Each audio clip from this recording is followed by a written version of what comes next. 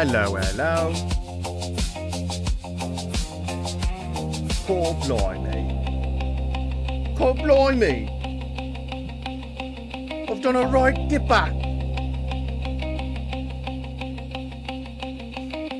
Getting ready here, just be a couple of seconds before we get started. I know I'm late. I know I'm late. No need to beleaguer that point. I know I'm late. Don't fucking at me.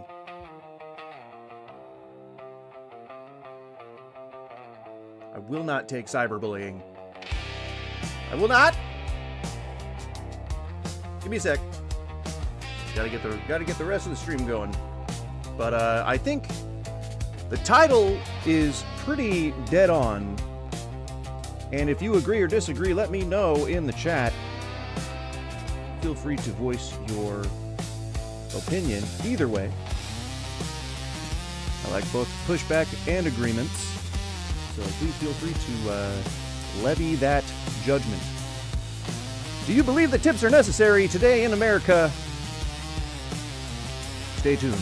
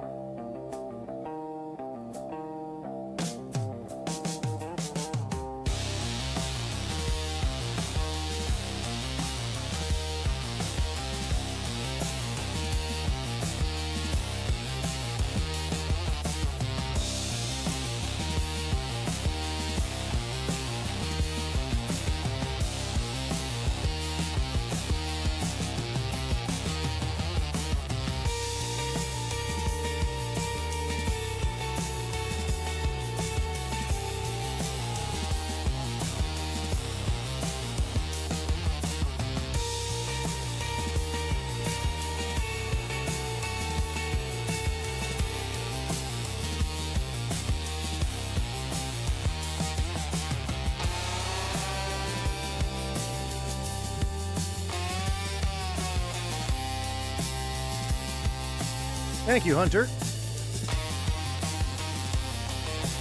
I agree with you. They are nice dance moves. Thank you for noticing. Guys, also, we're trying to get up to 500 subbies. That is our big goal, our big overarching goal. The big guy, the big old frickin', the big juice, the big gipper, the big gipper, the big skipper, the big captain of the boat, the captain, the admiral. I don't even remember what I was saying, to be completely honest. I kind of got caught up in the big gipper and stuff, you know. What can you do? What can you do? What can you do? The Hunter, I'm so glad that you have your own YouTube account. That is a noble venture. You know, it's certainly something that people should be doing with their time if they enjoy making content. And gosh darn it, most people enjoy making content, you know. Some people more than others. Some people more than others. What's your stance on tipping at the register where all the cashier did was scan your items? We'll get into that. I do have a stance, and I'll say it very quickly. I think that there are certain places where you should tip and certain places where you don't need to, but can if you'd like. That's a really oversimplified way of saying what I want to say. Thank you, Hunter, for subbing and liking. I will check your channel out, and if I like the content, I will sub and like as well. And not because you're asking, because that is a bit of a faux pas, but because you said hi. You know, saying hi first, that's a low bar, but thankfully you crossed it. All right, you crossed under it painlessly, and I gotta respect that. Few times have people said hi before begging for subs and likes in return. So I do appreciate that. Thank you very much. It's like, man, I'm trying to grow my own channel here, man. Who do you think I'm gonna reach? You know, whose influence do you think that, like, you know, if you post in the chat like, hey, would you like and sub and stuff like that? Who do you think you're gonna reach through me? You can't ride my coattails. I need to ride other people's coattails. We're not there yet.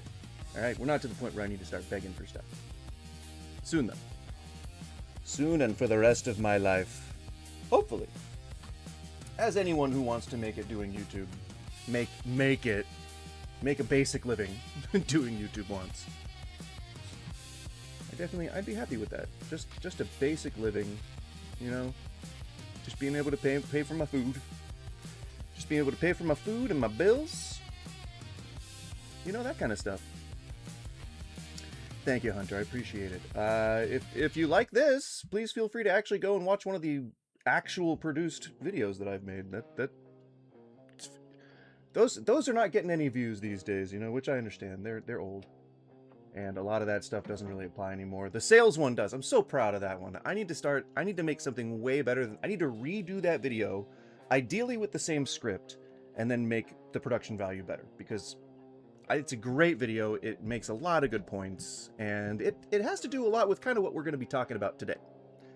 So today is a good day to talk about tipping, and god fucking damn it, I have definitely been privy to more recently than any other time. I've been privy to sort of the shitty side of people when it comes to tipping, and I think let's see, send me a link. No, I mean, you can, if you want, if you get the free time, please feel free to browse the channel for all that stuff. But I'm doing stuff right now, right? But so we're gonna first, I want to show you sort of the impetus of this, sort of the, please don't cuss, come on, man. I want to show you the impetus, sort of what the reason why we're even talking about this today. Let me make sure that I'm not signed in real quick. I don't know if I'm signed in or not. It's not end tipping, it is regular tipping. There we go. R tipping. Now, this sub, I want to view it as just a nobody. Just nobody here. We're nobodies. All right. Because I don't want my comments to influence anything. I don't want the way that I judge these things to be a reflection of how you're gonna feel about them. I don't want to inject any undue judgment on my part, because if we really could spend all day just looking at my comments and how much I'm insulting these people lately. Like, it's not because I don't like them. It's because I don't like the dis and misinformation that they spread. So what we're going to do is we're going to take a look at the hot category for the relatively new tipping subreddit. I almost said subculture, and then I almost said website. Do you like Pokemon? When I was your age, I did. Or at least as old as you're pretending to be. I don't think a 10-year-old should be on YouTube or have his own YouTube channel. But that's up to your parents to teach you. I don't think that's a good. I don't think it's a good place for kids to be. I don't think it's healthy for kids to be spending all their time on here. But I'm not your dad. All right, I ain't your dad. I ain't gonna try to tell you how to live. Y'all can figure that out on your own. I am acutely 10. Well, I'd hate for you to be obtuse in the matter.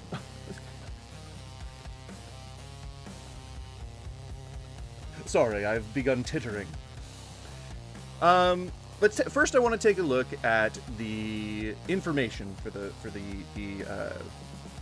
subreddit. God damn, I keep wanting to call it website.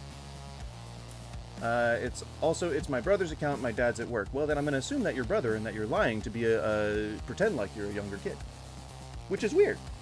But that's okay. I mean, feel free if that's what you want to do. But that's a little strange. That's a little strange. Also, no kid would have understood that joke. So you've given yourself away. Sorry, Hunter. Sorry for you. That actually was targeted at you to make it very obvious that you were too young to understand that, but you got it. You got the joke. And a kid wouldn't get that. Sorry, Hunter. Cover blown. Cover blown. Boom, boom, boom. I don't know. I'm trying to make this a cool, like, BAM moment, but I don't have any, like, special effects that I can apply. BAM. Yeah, you can just imagine. Just fill the space. Fill the space with something. And I think you got it. So, tipping is different. Thanks, LRT. Pish! I didn't know that Argentina won. Thank you. Hunter appears to be the strange people I'm warning him about. Quite possibly. We don't know. Everyone's a girl on the internet, right? What is it? Guy in real life is the acronym. Girl on the internet. I'm a county kid. What is that? What? What county? Cork? Kerry? What is Birkenstock? What are the counties? What are the... I'm literally a 10-year-old. Well, then you shouldn't be on YouTube. And you certainly shouldn't be on my stream. I can tell you we're going to be talking about some adult themes here. We're going to be using some adult language, and there very well may be a euphemism at some point. So this is not for younger audiences. I mean, I'm already here. We're going to be doing something right now that is actually strictly for adults 21 and over. So, see what I mean? I even have to turn the face cam off for this. You see what I'm saying? Definitely not a kid-friendly stream. I'm fuck, man. I ain't gonna tell you what to do. I'm barely an adult myself, you know? As you can plainly see. As you can I mean, this is like sums up my life right now. This is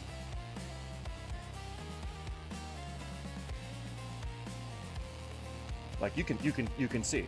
You got a good picture here. All right. This is what happens when you don't make good decisions in life. You get this. When you've made all the wrong decisions, when you've burned all the right bridges, when you've denied yourself every opportunity to become a well-respected human being, this is where you end up. This is where you're gonna end up, okay? All right? Don't you do the things that I did to get here. Don't you follow in my footsteps. There's 2 pairs of footsteps. Did you know that? There's 2 sets. One of those is Jesus tap dancing Christ. Did you know that? Skippy, you don't have to wave at me. I see you. Do you believe in God? I believe that other people believe in God. I am myself an atheist, though. And if we're talking about the Christian God, then it's a very real possibility that he does not and never did exist. Suck that, Christians. Suck on it! And also the UFO and UAP stuff, you know, Christians don't like that. No, sir. I don't get why, though. Like, the Bible, you could just say, like, it has to apply to aliens now, too, because if everyone is made in God's image, then wouldn't that mean aliens, too? You know? I think it makes sense. I think it sounds very sensical. Wait, what does that mean? Well, a person who believes in God is a theist, and a person who doesn't believe in God is an atheist. You know, I still do not believe that you're actually 10, right? Like, I just don't.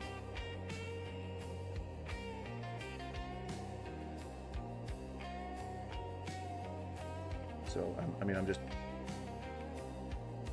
I'm humoring you. All right, so what is the tipping subreddit?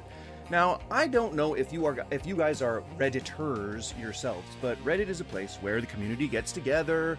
The community, by the community, I mean usually like sweaty neckbeards. Some normal people go on Reddit. I would say that a good portion of normal people go on Reddit. It's few and far between, though. All right? Few and far between. And people who moderate Reddit are even worse. There was a sub that I was a frequenter of in my days on Reddit, and it's a sub called End Tipping, and I would, for the most part, and I can show you guys that, but this is the sub I want to cover today, all right? When I was talking to people on End Tipping, it was very clear that they were propagandists at the very least. People were taking these stances on tipping that are really just kind of like, you know, I shouldn't be compensating for the owner not paying you wages, which is just, it's an argument, not a good one, but it's an argument, and it's timeless. So this has been the argument since recently freed slaves had become members of the service industry. That's where all this started.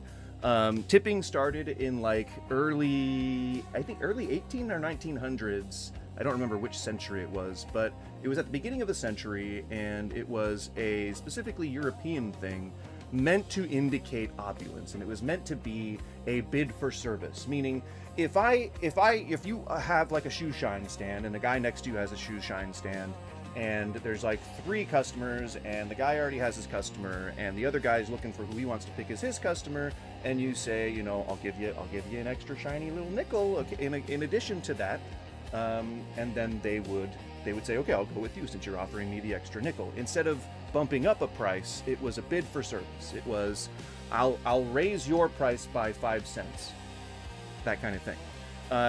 When it came over to America, it was instantly changed. So what happened in America right around the time that tipping culture made its way over here was the end of slavery.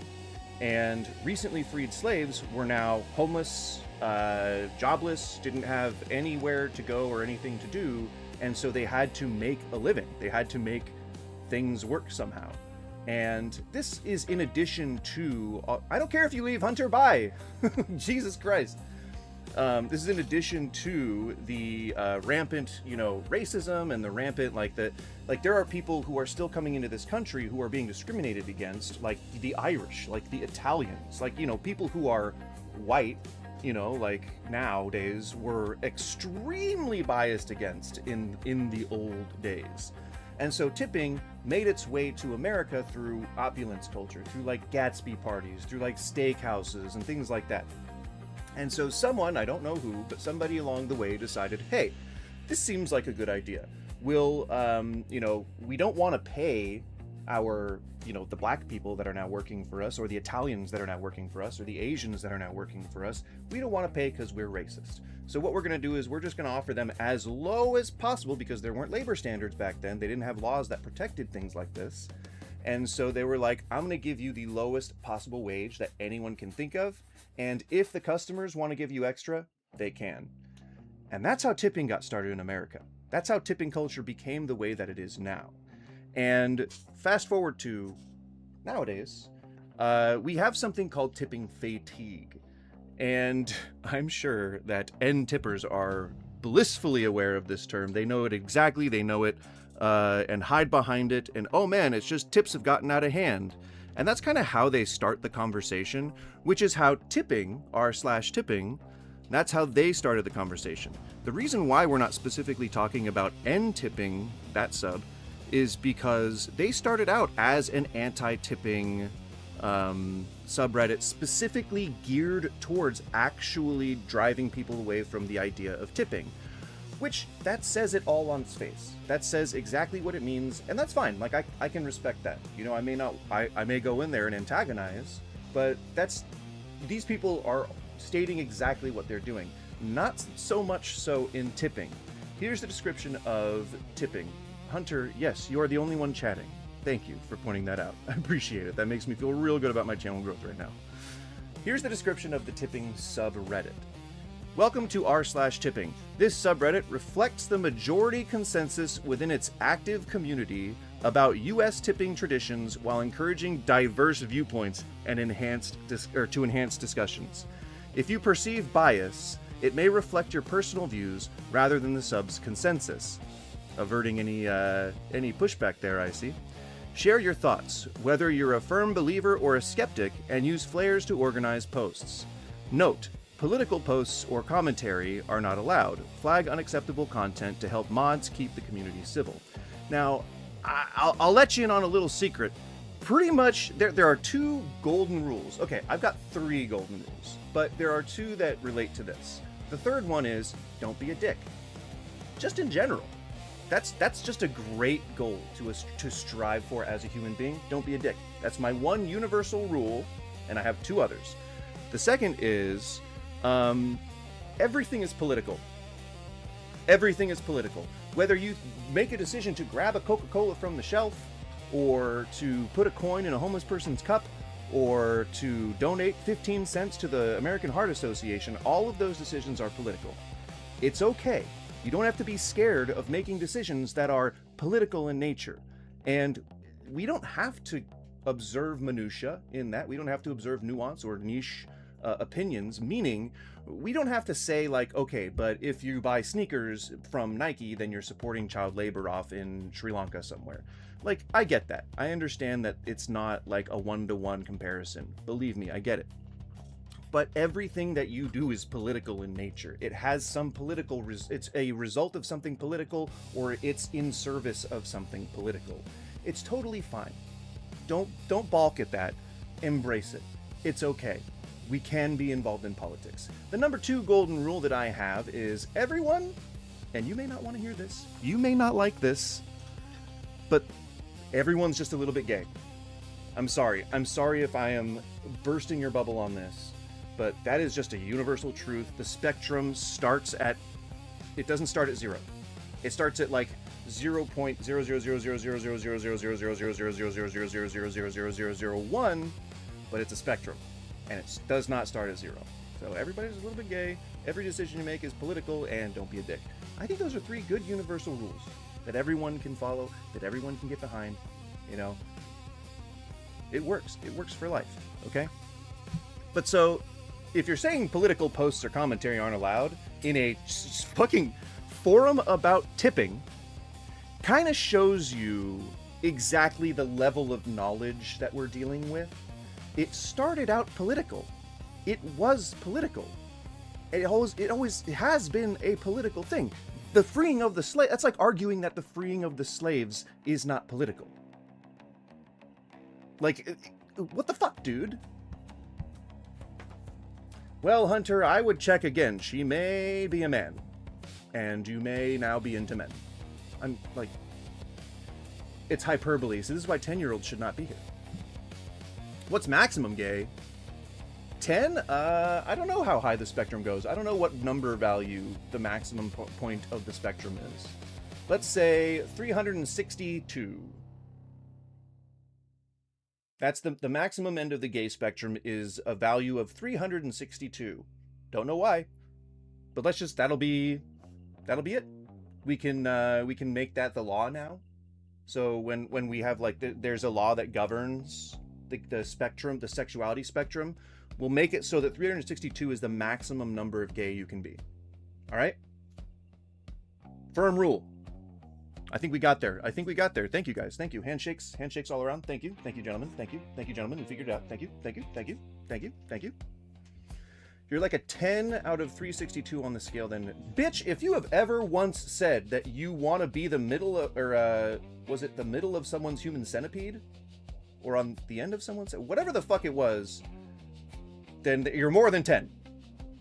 Just saying. If you've ever said that, you're more than 10. You're more than 10. All right, out of 362. That's a very small percentage. Okay, for some of the comments that I've seen you make. All right, let's be real. Oh, speaking of your Discord messages, I don't want to burst your bubble, but a lot of that time was spent sitting around in Orgrimmar trying to figure out what the new systems are and all this kind of shit. Like, I was refamiliarizing myself with the world of Warcraft. That was probably one of the funniest gags in that South Park episode where they kept saying, like, we've got to save the world of Warcraft. I love that. It's so good. All right, give me a second. We're going to load up this bowl, and then we are going to react to some of the most hot posts on r/tipping. I hope you guys are ready.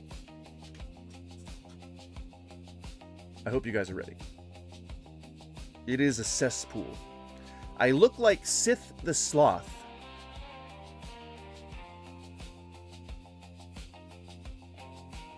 What? Is that a thing? Is that like a character from something? Or is that a... Wait, is it inappropriate? Everything I do is inappropriate, Hunter. You're gonna want to stop asking those questions. I think Sid the Sloth. Is that a Ice Age? I think that's Ice Age. I'm pretty sure. That's where the that's where that weasel is. That weasel, he keeps looking for acorns in Ice Age. He's not good. He's not good at what he's doing. Yes, you should leave, Hunter. I already told you this stream is not for 10-year-olds. I already told you that. I tried many times. Yes, it's Ice Age. Thank you. Appreciate that. All right. Now, anyone who is new to the stream might wonder why I'm about to turn off the face cam. Let me explain. I smoketh of the cannabis. I consume it for medical purposes, but if you like doing it recreationally, then please feel free to join me. But until then, stay tuned. Say what's up. Hang out. Hang out for a bit. You know? Hang out. Speak amongst yourselves. If we have time today, I would love to teach y'all how to cast spells with your mind. That everything you heard was exactly what you heard, I promise. So we're possibly gonna learn how to cast spells with our mind today, okay? I know that you'll want to, because one of the spells is gonna make us billions of dollars. I don't know if you guys know that. Billions of dollars. We're gonna be Elon Musk in no time. In like less than, I think the video is like 20 minutes long. In less than 20 minutes, because we're gonna speed it up. In less than 20 minutes, we're gonna learn how to be billionaires if we get there today. If we get there today. Yes, Hunter, I know there are perverts on here. There are plenty of them. Skippy's one of them. So just don't find yourself in a chat alone with him, and he won't make you feel uncomfortable. I'm kidding. Skippy's not like that. That's not even a good joke. I shouldn't make jokes like that. That's not. I would never want a joke like that made about me. So I'm sorry, Skippy. I didn't mean to do that. I don't mean to alienate us from each other. Alien. I was gonna try and make a joke about aliens, and then it fell flat. All right. Well, I'm gonna count it down here. 3, 2, 1. Cheers. Smoke them if you got them. Give me 1 second, and we will continue.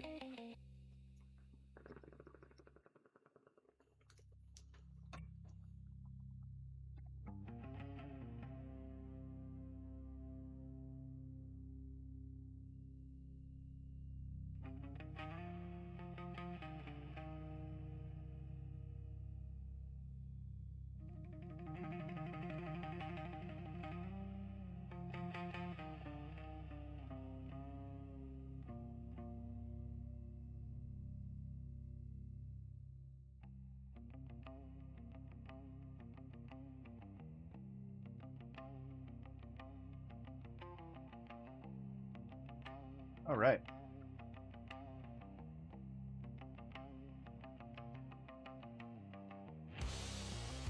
Short and sweet.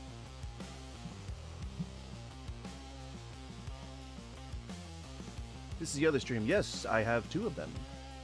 I actually have 3 of them. There's one going on Twitch as well.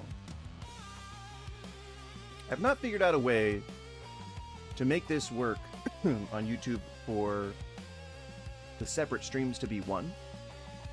I'm pretty sure that the vertical shows up on the shorts feed and the horizontal does not. Even when people like hold it on its side, like hold the phone on its side, like it shows you the vertical of the horizontal stream, which is not like I have a separate canvas for the actual vertical stream. And I usually have 0 viewers on the vertical stream, and then I have like somewhere between 3 and 5 viewers at a given time on the vertical stream. So I don't know why it's categorized different, but that seems to be how YouTube decides on things. I don't know. I think Twitch is now doing vertical streams as well, which is kind of cool.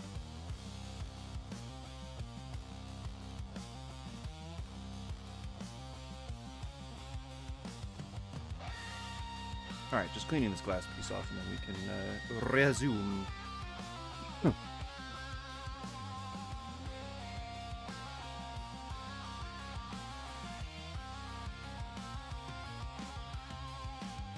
All right. Hiya!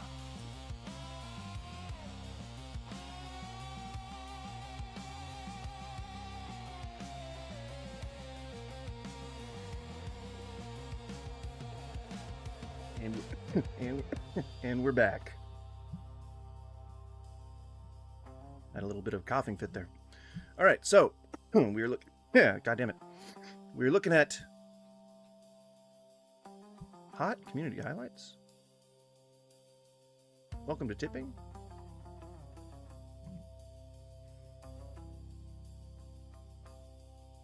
Our moderators are here to blah blah blah. Remember this about. Okay, good. I was wondering if they were going to put any kind of like propaganda in there. Bad service and/or entitlement equals skip. Jesus fucking Christ, dude. The majority of screens flipped over with a quick question are before service is provided. Does this situation sound familiar? You grab a coffee. George Foster. And consistent with that explanation, the word for tip in many different languages translates to drink money, money for drink. So that's certainly a theory about where tipping came from. Let's do them for things they don't do. So these digital devices. No, it's going to be, that's too a little long-winded for my purposes at the moment. All right, so this is definitely one that I saw this morning while I was on the commode. Don't know why I had to share that. Maybe you shouldn't. But we all know that that's when people do their best browsing. And I was on Reddit, and I looked at this particular post. So, I don't know if you know how this kind of stuff works. I mean, I think most people know what a bill is. I think most people know how to pay a bill. I think most people know that in restaurants, you know, it's all sort of itemized exactly like how you see here in the image. Yada yada, whatever. I don't think I need to explain any of that stuff. But a lot of the misconceptions that I saw in the post itself had to do with this little beauty here. We're looking at a service fee. Now, if you are unfamiliar with what a service fee is, that usually covers things like ATM transactions. Like you have to pay a fee for those. You have to basically, I think it's something like 86 cents. It used to be way cheaper, but as time goes on, it's going up and up and up. But I think it's like something like 80 cents a transaction, 80 to 86 cents a transaction. And you pay all that on the front end, I think. It's been a while. But it typically is paid for at a loss by the restaurant to then be recouped later on. But it is a fee that is the restaurant's fee to pay. That does not go into wages. And if you think about the overall bill of a restaurant, the overall what a restaurant has to pay for, they got rent, they got utilities, they got goods, like all the stuff that you buy, all the stuff that you're eating, everything like that. They have to buy all that stuff. They have to buy silverware, plates, yada yada, you name it, they gotta buy it. They gotta buy furniture, they gotta buy maintenance, they gotta buy equipment, they gotta do all the industrial stuff, they gotta get permits, they gotta maintain those permits, they gotta pay dues for whatever agencies they gotta be a part of, they gotta pay a monthly subscription fee for things like Grubhub and goddamn DoorDash and shit like that.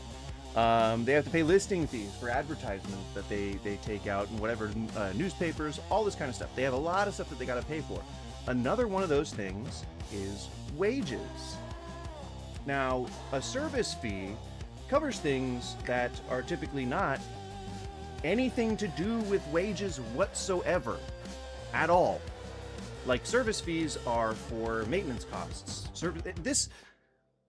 There's so many branching things that we need to cover. Holy shit. Okay. A service fee is a fee that a restaurant incurs. And on the tipping side of things, in modern day, people are upset, tipping fatigue. They're upset because they don't feel like they need to subsidize the wages that an owner should be paying their staff, which everyone agrees with. Everyone agrees with that. We all agree with that. Nobody should have to subsidize a staff member's wages. But here's the thing, you're not. A tip is an essential part of a staff member's wage, regardless of if you think it is or not. And it's really easy to see something that you don't recognize on a bill and say, well, that looks like an extra fee. And as a result of all of this hatred for tipping over the last, I would say like 50 to 80 years, customers, moreover, more than anything else nowadays, they want transparency. They want like, it's like, I don't mind paying a little extra. I just want to know that it's going to the right places, that it's used for the right things. First of all, you don't fucking own that business. Fuck off. You don't dictate what a business spend its money on, just like nobody dictates what you spend money on for your business. You don't get to do that. The law does that. Laws do that. Oversight and protections do that. Not the fucking customer. Your word is not canon. We tell you that you are king because that gives you an inflated a sense of self-assurance, and it allows you to pay more for things that don't cost nearly what they cost to you at fancy fucking restaurants. It's not fucking the Denny's server's fault. It is absolutely not that. It's unscrupulous owners who are responsible for whatever, like, these horror stories that you hear about, like entitlement and having to compensate for an unscrupulous owner. They should be paying a living wage in the first place. Every place that I've only owned a couple of places, but every place that I've ever owned, I've actually paid a living fucking wage. I go to Google and I'm like, what does it cost to live in insert metro area here? And I try to pay just above that. Fairly, like I have to pay like as close to that as possible. So I would get it right up there. But I want my people to be able to only work this job. You know, I want my people to be able to want to come into work, to be motivated. And that's what tips were supposed to do in our society, you know, from the beginning of like labor protection acts, you know, from the beginning of like the Civil Rights Act, from all these things. We're striving for equity. We're trying to provide each other with a decent society to live in. And at the very bottom happens to be these places that serve you food. They nourish you. They keep you fucking alive when you can't be bothered to cook for yourself. And so these fees are permitting, they are utilities, they are plates, they are forks, all the stuff that does not account for an employee's wages. And then you tip. It's very, very, very simple. It's very simple. There is a method, there is an order to all this. Part of the social contract that we engage in every day that we step outside the door. We say that we're not going to murder people. We say that we're not going to kidnap anybody. They say we're not going to like go and rob a shop or anything. Yeah, some people break these social norms. Absolutely. But they deserve ridicule. In some cases, arrest. Right? They are pariahs of society. They are criminals because they break the law. Well, there's still fucking unspoken laws designated by the social contract that we all fucking agree to that include that you tip your fucking server because it is an essential part of their wages. It doesn't fucking matter if the tip credit exists.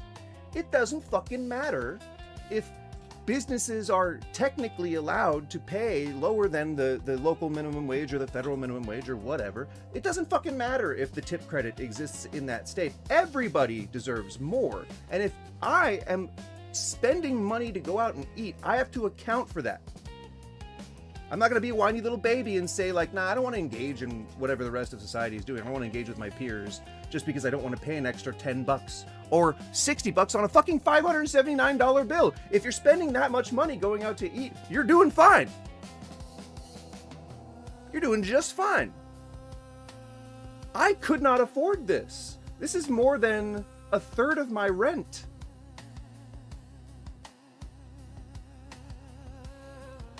Just say it. just say it.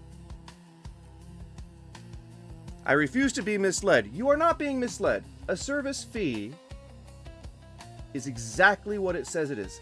So when all the hatred for tipping started, the goal was transparency. Customers, that's what they wanted. They want transparency. Like, I don't mind paying a little extra because I understand that people are on hard times and they need tips to live and stuff like that. I understand all that. I just wish that they were more transparent. I wish that they would fold it into the bill and not make me feel like there's an extra fee that they're tacking onto the receipt. I totally get that. 100%. Absolutely. But this is fucking that. This is that. That's what this is. And so then you have people bitching and moaning because they can't pay a service fee because they think it's a fucking tip. As it is here. I did end up giving 5% more to make it 20% tip in total. Bitch, it's not a fucking tip, dude. Service fee is not a fucking tip. It's not a fee for the service. It's a fee that facilitates you receiving service at all. It's already been paid by the restaurant. They are now working at a loss at that 15%. If every customer across the board, if they're good enough at projections, if every customer across the board for that entire pay period doesn't pay that 15%, the restaurant itself is out 15%. Then they may not be able to afford to pay their servers even the basic wage they agreed upon. All because of you people. All because of the shitty customers. Like it's a very clear through line here. It's a very fucking clear through line.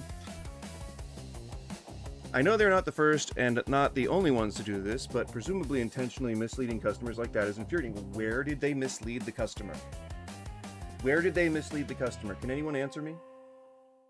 Chat. Where did they mislead the customer?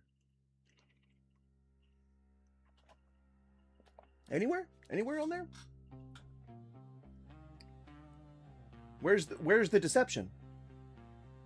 You have to assume that the service fee is a tip, which is definitionally wrong, in order to assume that there's any deception going on here. I mean, am I wrong? Somebody educate me. I'm open to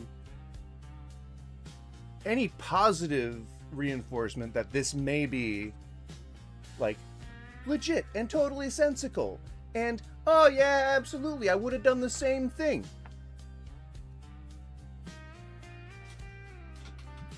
But there's no deception here. It doesn't appear that they're misleading anybody. They literally doubled the tax for where is it? Where's the tax? They literally doubled the tax. That's what 20% is. They doubled the tax right there. I mean, not like straight up doubled it, but pretty gosh darn doubled it. Where's the issue? There is no issue here. This is a basic fucking thing. And if you're already going out spending $517, you have that little extra to give. You should have just accounted for that. Fucking Porzy. And I actually did think it was AI. So here they are saying, lol at people thinking this receipt is fake. They give me too much credit, really. Didn't say it wasn't. He didn't say it wasn't. You fuckers, he didn't say it wasn't. It still could be. You give me too much credit, but yes, it is. Edit, they did have a sign saying large parties would be charged automatic gratuity, which I thought counted as tip. I guess I was wrong. Well, see, now that kind of is a red flag for corruption. They really should be charging you not a service fee, but a actual, like, a mandatory gratuity. And fuck, man, if they're explaining it to you why they do that, why the fuck would you think, A, that there's an extra tip needed? There isn't. If that is the tip, if they're explaining to you that that's the tip, that's all you need. Just because there's prompt on the bottom doesn't mean it's required for you to leave through the door. They're gonna, like, handcuff you and tell you can't walk out if you don't give an extra tip, first of all. But second of all, that, like, it could be corruption. It could be that the owner's taking it and pocketing it. It could be whatever. It could be outdated on the menu or on the sign or whatever. Best to just assume the worst, I guess?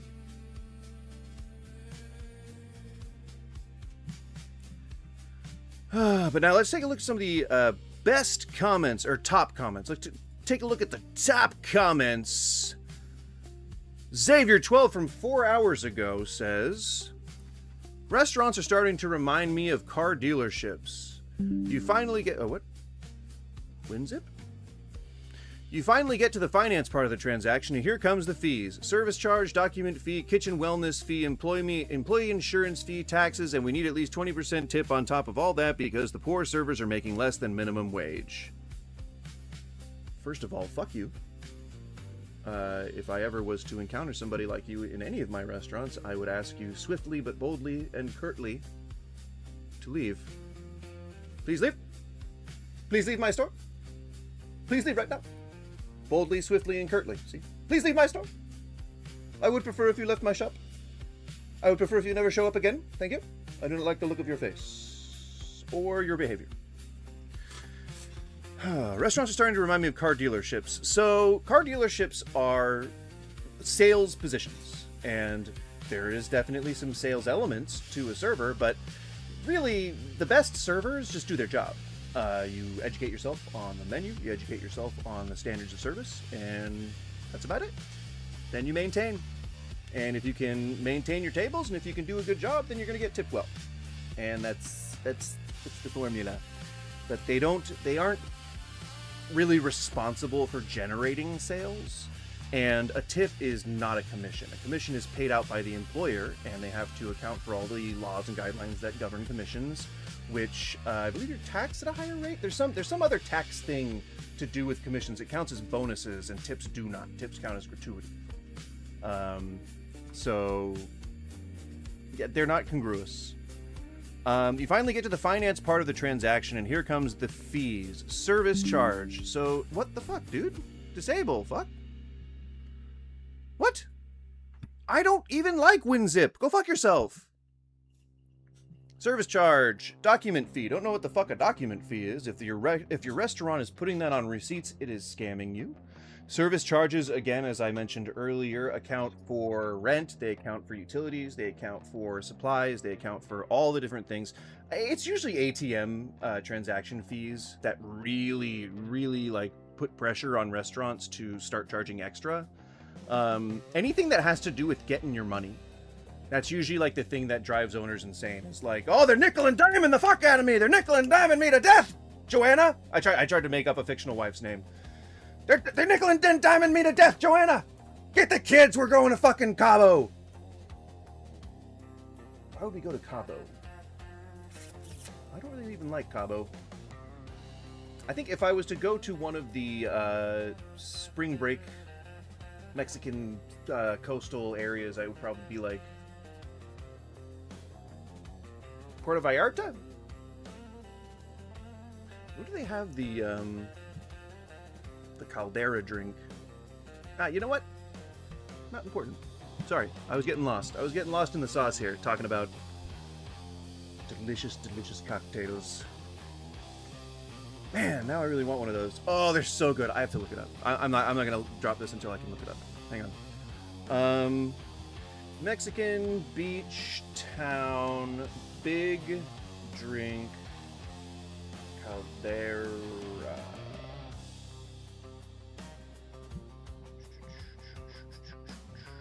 No, don't tell me the cities. I need to know the drinks. It's the name of a drink. Name of a drink. Oh, okay. Name of drink. Caldera, Puerto Vallarta. So I'm right, but they don't call it a caldera. Come on. Where is it? Mexican cocktail. Beach town cocktail. It's served in like a stone or wooden thing.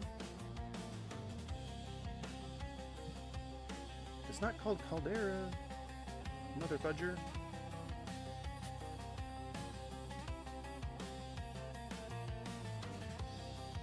Yeah, I know it's a nickname. Oh my god. Sorry, I'll put this up on the main. On screen. No. No. No. No. No. No. No. No. No. No. No. No. No. No. No. No. No. Oh, I'm never gonna find this, am I? Mexican beach, Mexican beach cocktail. It's cocktail time in the Riviera. Dames and gents are equally scantily clad in their bikinis and Speedo onesie material hammocks. They lie on the beach side, bronzing their skins. I don't know where I'm going with that. Just kind of Robin Leached it. Miami Beach, big drink. No, Miami Beach cocktail, big wooden drink. Name.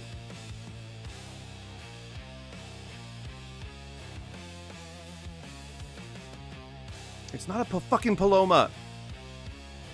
It's not a fucking Paloma. God damn it. Paloma means bird. Jesus.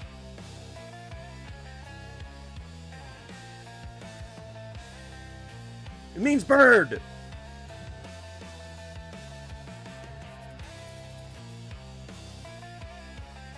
I wish I was a bird.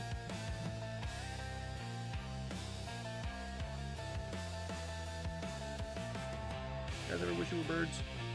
I wish I was a bird. I grow tail feathers and waddle away. Okay. I think I saw the guy that I've seen in videos making it. No! Ah!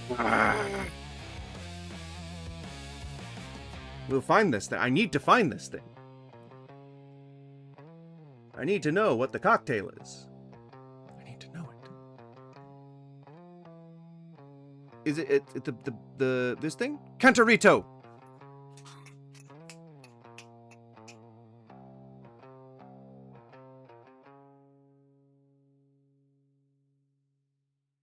We did it. That's the one I was thinking of. Cantarito.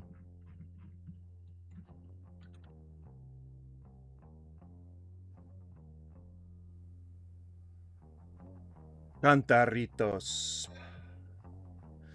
I can't, or I don't tip. I don't believe in it. You don't believe in it? I mean, it exists whether you believe in it or not. What don't you believe in? What is the aspect of tipping that you don't particularly believe in?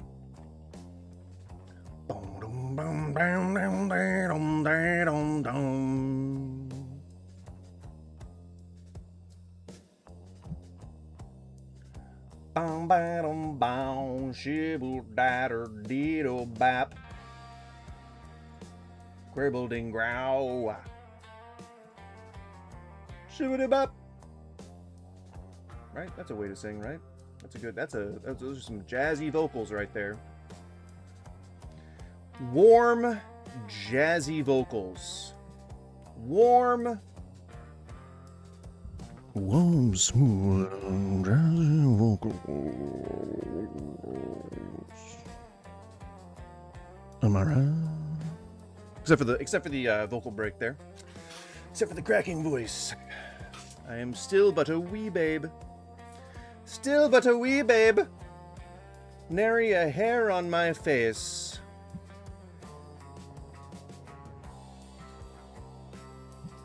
So yeah, I mean, it's really the owner in terms of this comment. Restaurants are starting to remind me of car dealerships. It's really the owner that is responsible for tacking on a lot of those things, and oftentimes if the place is corrupt, if the owner is a piece of shit, then it's entirely acceptable that they might be just tacking on fees to tack on fees. But a tip is still a tip. Tip is not part of service fees. Kitchen wellness fees are okay because they allow the owner to purchase benefits for their staff members if it's going to the right place. See, I think that's the second thing that I hear the most often when it comes to people who disagree with tipping in general, are people who say that they don't know where the money's going. And it sort of dovetails with transparency, but it isn't the same thing. I think they can fall into separate categories. I wore a hat like that when I was like 6 years old in the early 90s. Yeah, I'm about 6 myself. I'm about 6. I'll be 7 in September. So stay tuned for that. All right, celebrate my birthday on here. Turn the big 7, you know. That'll be pretty cool, won't it? Yeah. Don't give me that. If she doesn't make enough money, she can quit. Well, not if she's in, let's say, an area where she doesn't have access to a car or public transit, or if she's in an area where her kids go to school. And that's like the only job that's available in that area, or if she has family issues, or if she has like, you know, things that are rooting her there, just like literally any other job. Jobs typically don't become a choice once you've worked there a while, right? Like you kind of have to build rapport with your managers, you got to build a reputation, eventually try to move up at some point. And turnover rate at restaurants really high, and advancement is really low too. So oftentimes those jobs aren't choices after a while. I don't tip because society says I have to. Ooh, so edgy of you. Oh, you're so like 13 years old. All right, if someone deserves a tip, if they really put it forth in effort. Nope, tips are pretty standard. I'll give them something, a little something extra. Nope, tips are standard. But this tipping automatically, it's for the birds. Right, nobody's asking you to tip for coffee or for a gas attendant or for any of those other things. It's really just restaurants and other things that you could do yourself that you're choosing not to. So like, I don't know. I would still tip a tattoo artist, but also like a barber you would tip. But you wouldn't tip like your mechanic. You know, like that's a specialized role that you can't take yourself.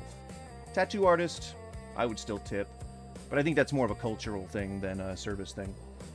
I don't believe that every service position is supposed to get tipped. Though I do believe that busboys and runners and cooks and chefs, maybe not chefs because they're on salary, but cooks, dishwashers, all that, they all should receive tips in equal proportion to servers. But everyone deserves a living wage. I think tips should be abolished in general. Bartenders, movers, landscapers. Yeah, you know what's really weird? I experienced a lot of pushback when I said that we tip movers. Like, do people not hire movers? Like, is that just a void in people's knowledge? Like, you tip movers. It's just so weird. Tips, cooks usually don't get tips, and I have been a lifelong advocate for them getting tips. I am not a fan of the system in general, but I'm not a fan of the system the way that it is with back of the house people, like in specific particularity. Because I was a cook for a long time, you know. And landscapers, I have never had a landscaper, so I don't know whether or not I've ever tipped them. I'm very sorry. The government taxes their tips. That's fucked up. It ain't my fault. Well, no, it's not your fault, but you are part of society, and we look to each other to take care of each other. Otherwise, shit like this falls apart, man. Look, if you ask me to sign something that says the government shouldn't do that, I'll sign it, put it to a vote, then you're probably a good person in general, and maybe you just have some misconceptions about tipping. Or maybe you think it's just going to the wrong places or something. But you shouldn't take a hard stance on it, you should just learn more about it, you know? Came out of racism, it came out of like exploitation and corruption and shit, and we codified it because people didn't know that stuff at the time. So, and then we just kept perpetuating it and perpetuating it and perpetuating it. But like, I know that stuff, and so that's why I'm in favor of it, because I know that the system is broken the way that it is, but we can do better. It just we have to participate in the system until we do better. And voting with our wallet only serves to take food out of their mouths instead of sticking it to the owners, which we should be doing with legislation. I think any reasonable person can get behind that point of view. Everyone deserves a living wage, no matter your industry. Doesn't matter whether you're a teacher or a cook or a janitor, you deserve a living wage. Regardless of if that's, you know, like extra or like over what people would consider a living wage, but for like specialized positions like doctors or whatever, you know, but like everyone deserves a basic living wage. Everyone. Everyone. Servers should just do less work but get paid more typically just because they have to face customers. Customer service is a huge part of why the tipping system can be biased and unfair at times, because racism plays into things, sexism plays into things, even just like elitism, even just feeling like you're superior to someone because they're serving you can play into all that. Classism, ableism, all that shit. And I'm not saying that it is always that way, but it can. And when the customer dictates what you make, then, because that's not like that with any other job. You don't get to pay less at the mechanic because, well, mechanics negotiate prices all the time, so I guess that's not a good comparison. But like, if a grocery person, like, you know, accidentally breaks something when they hand it to you, they don't get their money taken away from them. Like, you would tip less, right? Like, or if someone at a fucking Subway like gave you bad service, like, you don't pay less for the sandwich, and you don't typically tip at a Subway. As for this non-college bullshit, what non-college bullshit? What do you mean? I got 2 words for that. No, it seems like you have a lot of words for that. Learn to fucking type. That's way more than 2 words. Because if you're expecting me to help out with the rent, you're in for a big fucking surprise. Well, no, when you go out to eat, you are participating in the whole ceremony and pomp and everything that goes with going to eat, and that includes tips. Sorry to break it to you. Do yourself a favor, YouTube. I don't tip, and watch the clip of Mr. Pink. I've seen Reservoir Dogs, you fucking moron. Jesus Christ. God damn, dude.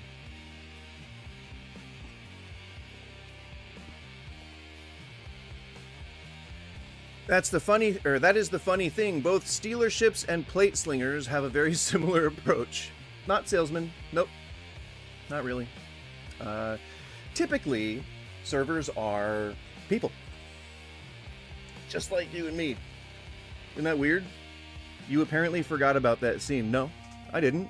I believe that Mr. Pink is an asshole, and that all the people in Reservoir Dogs are criminals and pieces of shit themselves. So the fact that you aspire to that is insane. But hey, you do you. Yeah, you haven't convinced me to tip at all. I don't give a shit. Have you tried shutting the fuck up? Or fucking off? I don't give a shit. I'm not trying to convince you. You can go suck your own dick for all I care. That's the funny thing. Both stealerships and plate slingers have a very similar approach. Both exploit the insecurities, fear of conflict, and anxiety over being judged or seen as cheap or broke to get suckers to empty their pockets.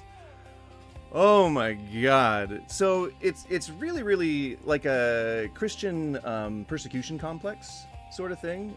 You see eyes on you because you're doing something that is shameful. You're deciding to take money out of a person's mouth or wallet. And so the shame that you feel, you're then projecting onto other people. There's really no way to tell that a person didn't tip on something unless the server themselves like looks at the thing. And yeah, I mean, they got to input it sometimes, but typically they would leave that in like a lockbox for managers or something. Like, there's not really a whole lot of way. And it's not that they can't tell, it's that they typically don't care. Like, they know that either you're not going to be man enough to go in and like mouth off about it, so they don't give a shit. And it typically, in more fancy situations, the server's already going to make more than their nut anyway, so it doesn't really freaking matter. But I mean, in general, they don't care about you. They don't give a shit about you. Nobody gives a shit about you. Likely, if you're the type of person that doesn't tip, your family hates you too. Your loved ones probably hate you. Everyone at work probably hates you because you're that guy. You're that guy. And, you know, that sucks for you. But servers don't give a shit. And, you know, maybe they'll make enough. Maybe they won't. But there are infinitely more good customers than there are rude customers. So whether or not you made your fucking stance, they'll forget about you the second you leave the door. Sorry, you're so unimportant.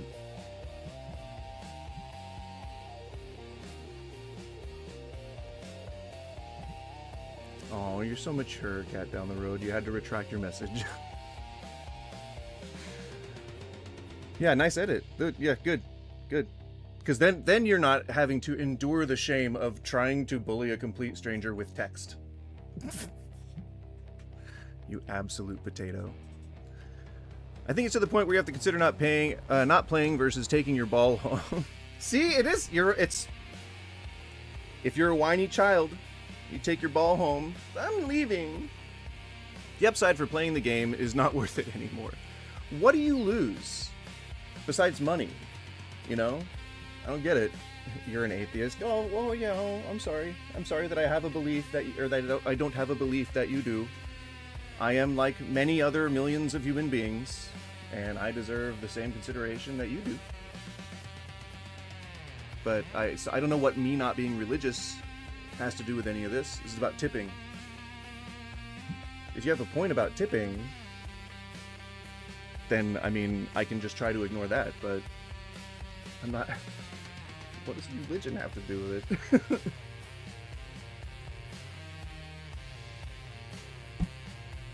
It's weird, man. It's real weird. You're a very strange bird. USA Caliph. I've finally decided I'm not tipping and I'm using the drive-thru. Or if I'm using the drive-thru, literally no extra service has been provided. It's bare minimum. Now, I'm gonna blow y'all's minds. I don't think we should tip at coffee houses. Now, I will be the first to agree. A fucking shit dick! God damn it! Thank you for the follow. I didn't think that fucking bitch shit! God damn it!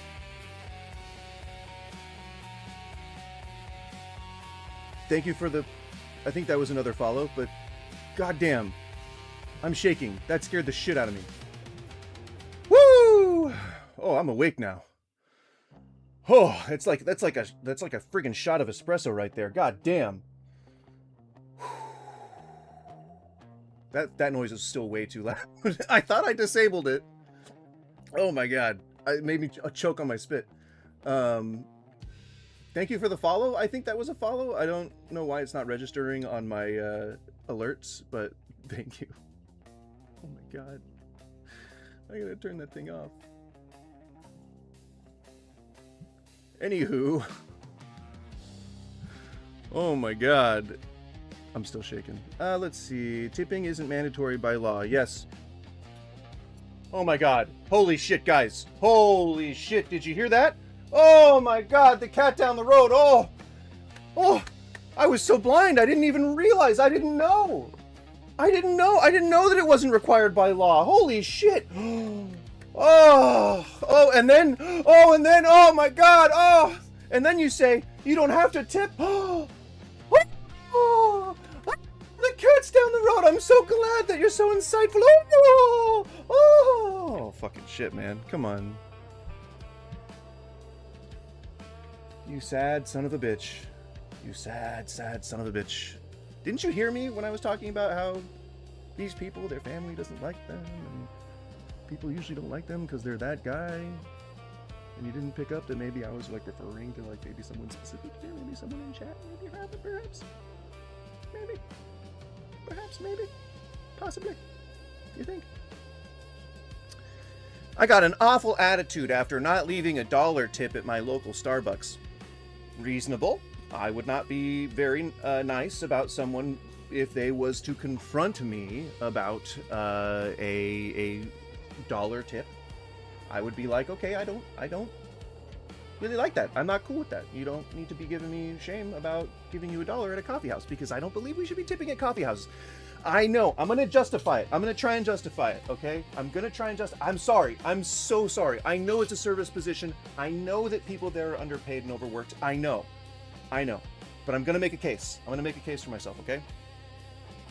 The majority of restaurants are owned by mom and pop still. I know that that's getting like to be a smaller ratio as time goes on, because we have more and more corporations who are buying more and more smaller places, who are turning more and more things into chains. I get it.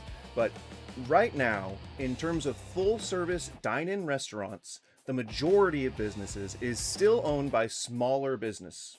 And I say that because there's parent corporations everywhere, yada yada.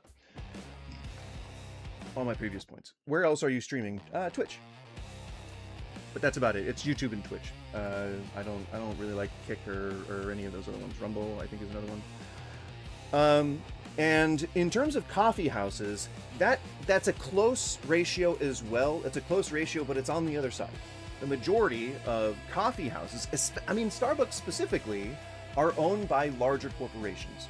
And what that means for the average employee of both places, restaurants, you typically work shorter shifts. Part-time is way more pervasive. It's almost the same as coffee houses, but also it's more service intensive. Like there's actual like hands-on service, whereas you are just mostly pulling espresso shots and making coffee drinks. But you do like janitorial services here, and you don't necessarily do janitorial services here. The biggest difference between the two is that one typically offers benefits, typically has adjustable days off, daytime shifts, a lot of different like sort of unspoken or like invisible perks that restaurants don't have. Restaurants, they tend to pay a little bit higher, you know, like servers tend to make a little bit more.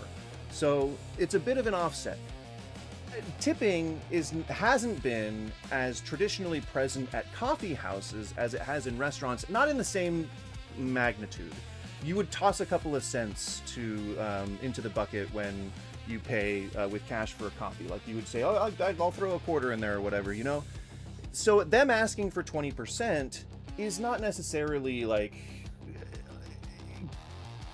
traditionally good, but in practice, both industries, and they're very close, they're both within the service industry, but both sort of sectors deserve a living wage. So I'm in favor for any extra money that they can get, but I don't think that we need to be paying them like, you know, handfuls of money, or I probably wouldn't hit 20% of my bill if someone like flipped around a screen at a Starbucks for me. Like I would maybe do like, I don't know, 5% or something like that. But I don't agree with it as much for coffee houses as I do for restaurants. But I think I make a good case. Typically corporate outfits, typically, you know, I would say younger demographics probably, but I guess maybe that doesn't have anything to do with what everyone, regardless of age, deserves the same standards of wages. So I'm trying to reason myself out of that. Where are you reading all of these comments from then? So I have the vertical, I then have the horizontal, and then I have Twitch. So I have 3 chats that I'm reading. Although I thought the YouTube combined itself, but I guess not.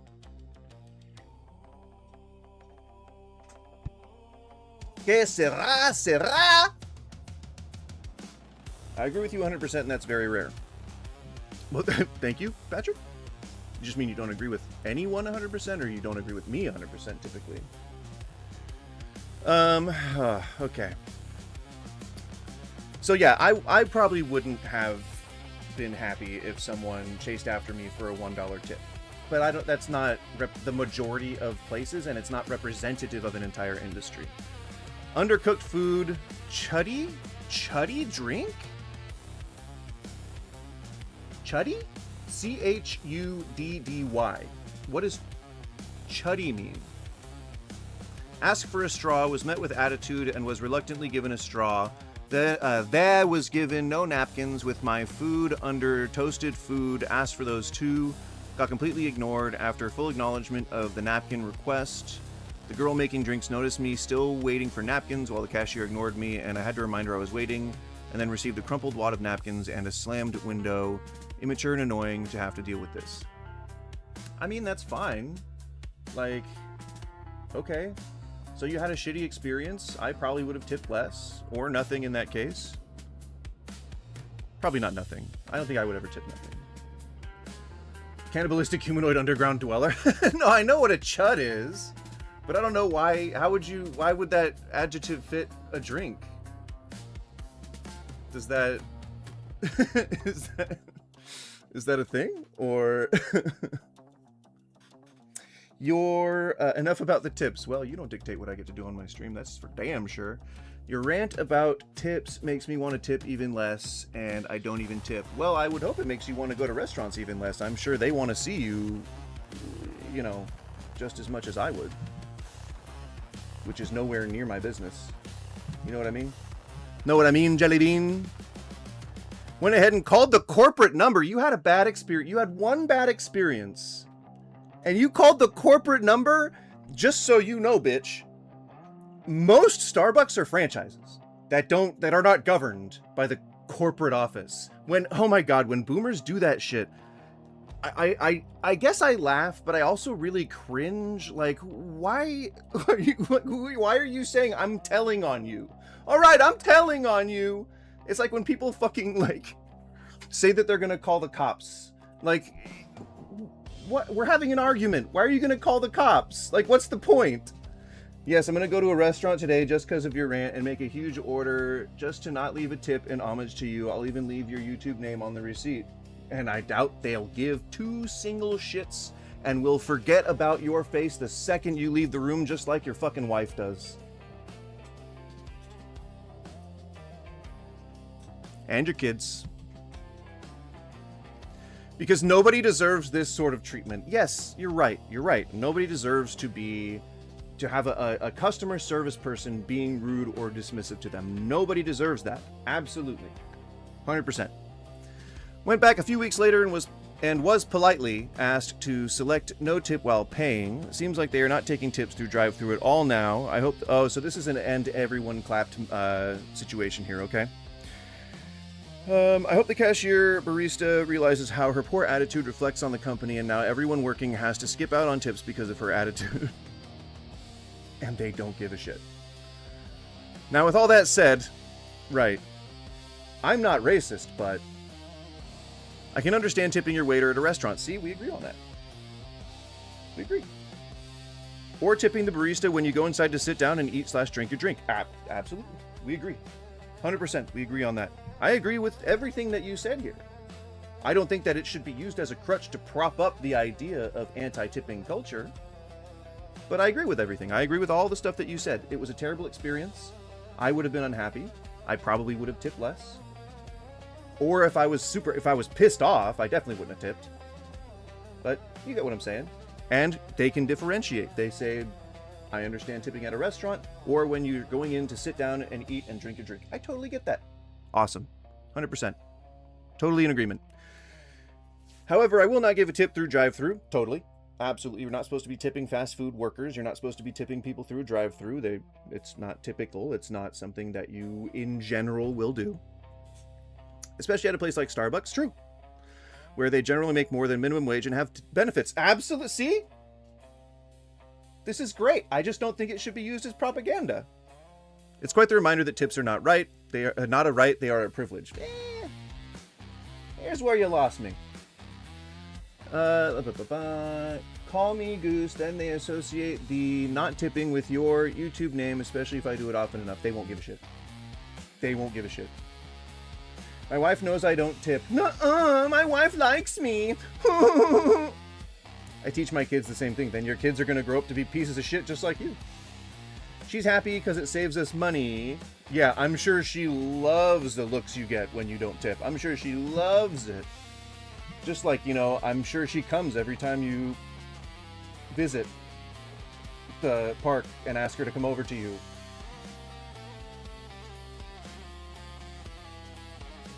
She doesn't give a shit about the tipping nonsense as much as I don't. Well, then she's equally a piece of shit. Your whole family's shitty. You and your whole family go fuck themselves. I would love for that. I would love for you to just go and fuck yourselves. I don't care if you don't tip, dude. Go don't tip. That's fine. Spread my fucking YouTube name all over the place. You're literally doing marketing for me. I mean, do it. I mean, no, please, don't do it. Oh, dear God, please, don't spread my name, please. Please don't spread my name, please. Don't put my name all over 1,000 business cards and hand them out to random people, please. Please don't do it, please, anything but that. Anything but that. I can't do it. I can't do it if you do that. Please don't print my name on like 1,000 business cards and then just hand them out to people and say subscribe on my YouTube. Please don't do it, please. I beg you. You're shitty, or calling people you don't know shitty and telling people to go fuck themselves. Yes, I am, and yes, you should. If you don't care that we don't tip, then why call people shitty and tell them to go fuck yourselves for not tipping? Because it's fun? Because you're a shitty person and it's fun to tell you to go fuck yourself? I mean, I don't get a chance. I usually surround myself with decent people, so it's not often that I get the chance to go tell a person to go fuck themselves. You know what I mean? Like, I don't get a chance to, like, to ever, like, you know, just express myself that way, you know? So it's nice. It's nice to be able to do that. It's a little therapeutic, you know? You gotta have a balance of experiences in life, you know? You gotta take the bad with the good, and then you have the facts of life, you know? That's just how things are.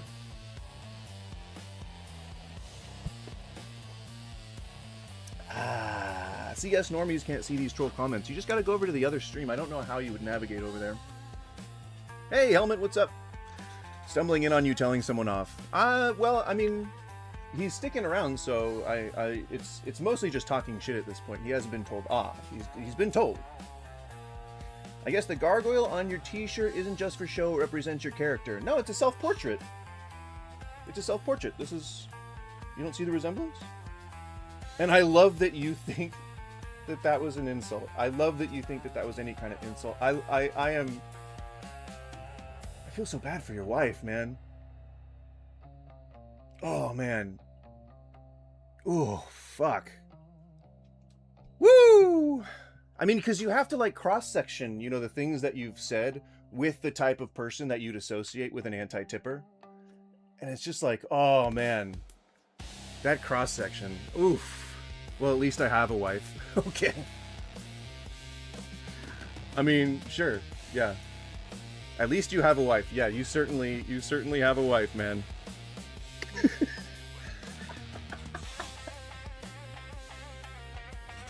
So the idea here is that even if your relationship with your wife is on rocky ground and you fail to satisfy her at any point in your relationship, that it's still better than being a bachelor who gets to choose to sleep with whoever he wants.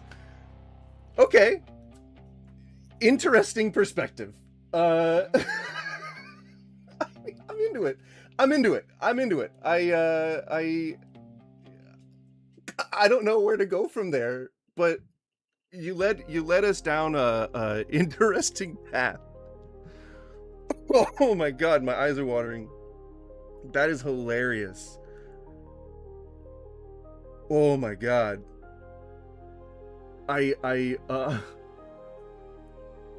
It's a chef's kiss moment. I didn't think that I would ever get one of those. You don't get to choose to sleep with whoever you want. You're right. I'm a troglodyte. Remember, this is how I look. This is what I look like. Would you sleep with that? Come on, cat down the road. Would you sleep with that? Would you sleep with me? Would you sleep with me? Would you sleep with me? Please, would you sleep with me? Would you sleep with me? Cat, you want to have sex? Do you want to do it? You want to just throw all this out the window, forget about the tipping nonsense, and just have at it? You want to have a leg over? As they'd say across the pond? We can solve this. We can solve this together if we just unite our bodies in a hot, sweaty, passionate embrace and close the divide between our philosophies as we close the space between our writhing torsos. We'll intertwine our phalluses like the noble snail. Offers on the table, dog. Or cat. Offers on the table, cat. No, I would never sleep with you. Ah. Okay, then what guy would you sleep with? Which guys would you like to have sex with? Cat down the road. I'm willing to pause this entire stream. We won't talk about tipping at all if you list the top 5 men that you would absolutely fuck right now. If they were to come to you and say, like, ooh, cat down the road, I love the fact that you're willing to take money out of starving children's mouths. Oh my god, the fact that you are just such poison to your wife and that she would do anything other than touch your sad, filthy pingle. Oh, I love that. It turns me on so much. I need it right here, right now. I'm guessing Chris Evans is on that list. He's on my list.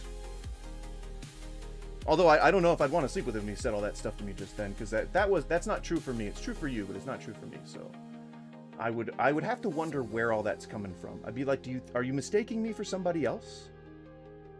But Chris Evans, oh, absolutely, hit, hands down, off like a light switch, done. Pants are off. Whoop, whoop. That's my pants. Whoop. I'm wearing breakaway pants for my meeting with Chris Evans in this particular scenario. Whoop. That's it. I mean, they'd probably be Velcro. Right? Let's not lie, everybody.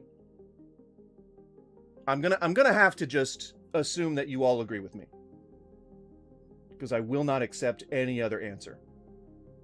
Chris Evans is on the list. All right, who else? Who else, cat down the road? Who else is on the list? Come on. I know you want to fuck a guy. Fudge a guy. Fuck a guy. Sorry, I'm trying to keep the language clean. Which one?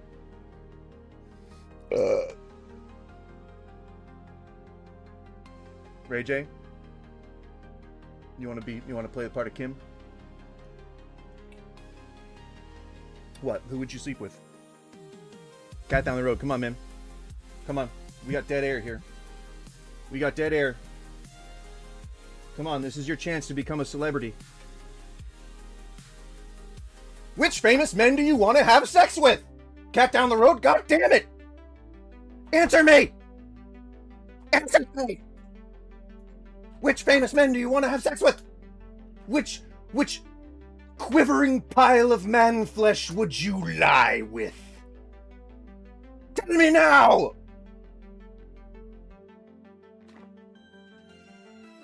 Hang on, I gotta switch the music real quick. That means that I can't see the chat for a second. And I think I found something to listen to. Oh, 4 hours, hell yeah. Hell yeah!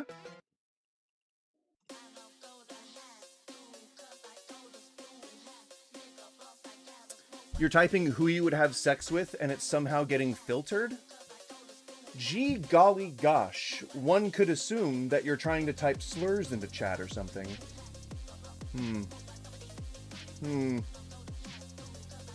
A young lad at my work called it quits via his own hand this weekend. It messes with your mind when children half your age are deleting. Dude, come on, Skippy, man. I'm sorry that happened to you. It sucks. That's definitely not a good thing. I have been all too present and involved in too many dramas that ended in too many situations similar to that, and even one is too much. And even as an accessory, even as, you know, somebody who's 3 degrees removed, it is still not cool to hear. So that sucks. I'm sorry about that. I hope that you are doing well mentally. I hope that you're able to move through it and process in a healthy way. And I'm sorry that you're having to go through that. I hope that it is quick and mildly pain-free. But yeah. Sorry, man. Hey, cat down the road. Can you just put names? Just put the names of the men that you would sleep with. Now, I guess that your reply could be one of two things. It could be that you're posting Deuteronomy, which I don't think would get you flagged by YouTube filters, but also could be slurs. So if it's anything that's like, you know, slurs or like homophobic or like I assume you are, I think fairly, because remember, you know, anti-tippers are a certain kind of people. They fall into some very specific categories, and homophobia is one of those. So I wouldn't put it past you. But if you could just type the names of a couple of the men that are famous that you would absolutely plow if given the opportunity, then I think the answers would be respected, you know? Let me guess. Clint Eastwood, James Woods, and Kevin Sorbo. Good guesses?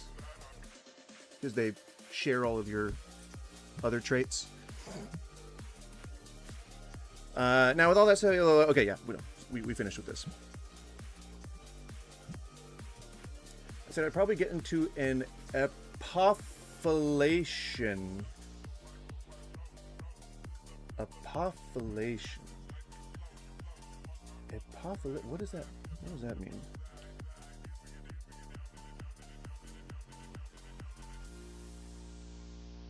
How do you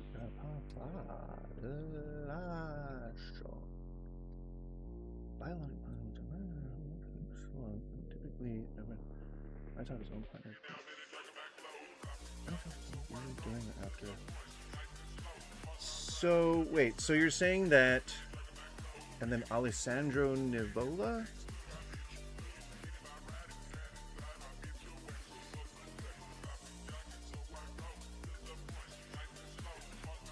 Nivola. Oh, man, that's a handsome man. What's he been in? Face Off? I don't recognize his role in Face Off. You guys know this guy? Why him though? Like, what's his what's the, like, is it just this square jaw? or is it like because he's got like a like almost he's got like a smiley mouth, you know? I don't know. But is that? But I think the thing that I read said that it's when they like one of them bites off the other one.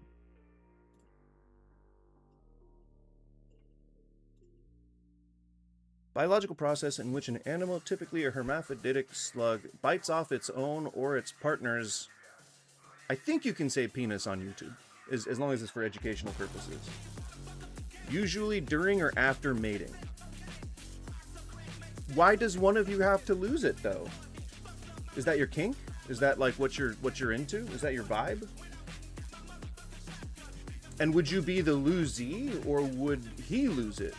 And who gets it? Like, does he get to take it home after it's gone, or do you keep it like in a jar or something? You know? There are things to consider to this dynamic. Is this really what you'd rather talk about over tipping? Is this really what is this the subject that you want to go into?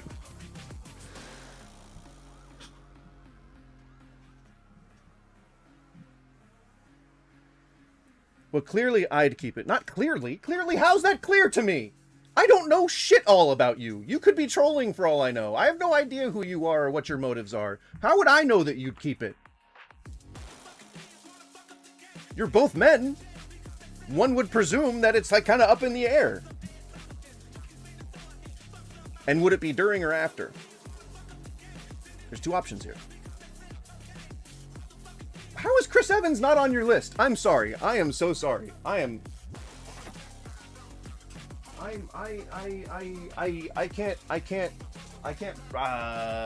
can't rationalize this. I can't rationalize. How is Chris Evans not immediately number one on your list? That's America's ass. I'm not into Chris Evans. He's too feminine for me. What? Feminine? He's Captain fucking America. What? What? How? So, okay. Wow. Chris Hemsworth? Is he too feminine or masculine? Is he masculine or feminine to you?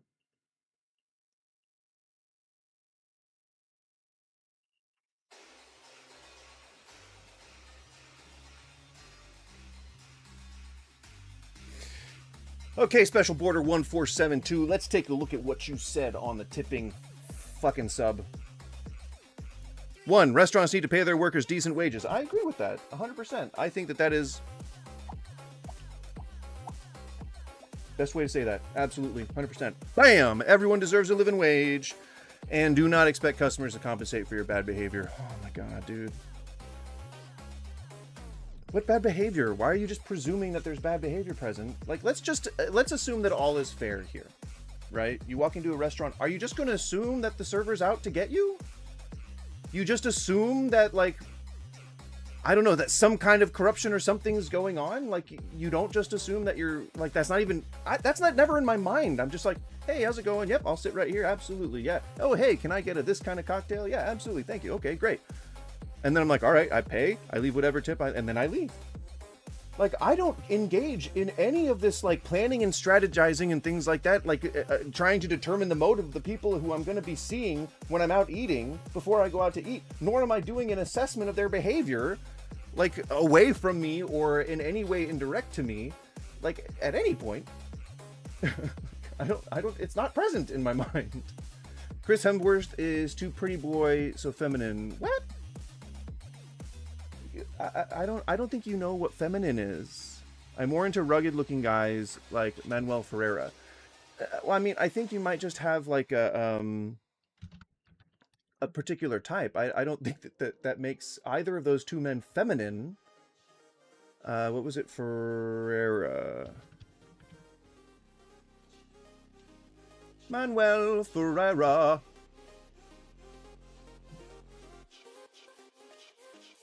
Okay, well, all that comes up is like sex photos. And I don't want to put those on the screen, so I can't see him. Oh, no, I see. Here's his headshot. Okay. Okay. You know, I guess kind of. Yeah, he's rugged. I mean, you just like guys with. Beards, is that why you came on here? Because you thought I looked sexy?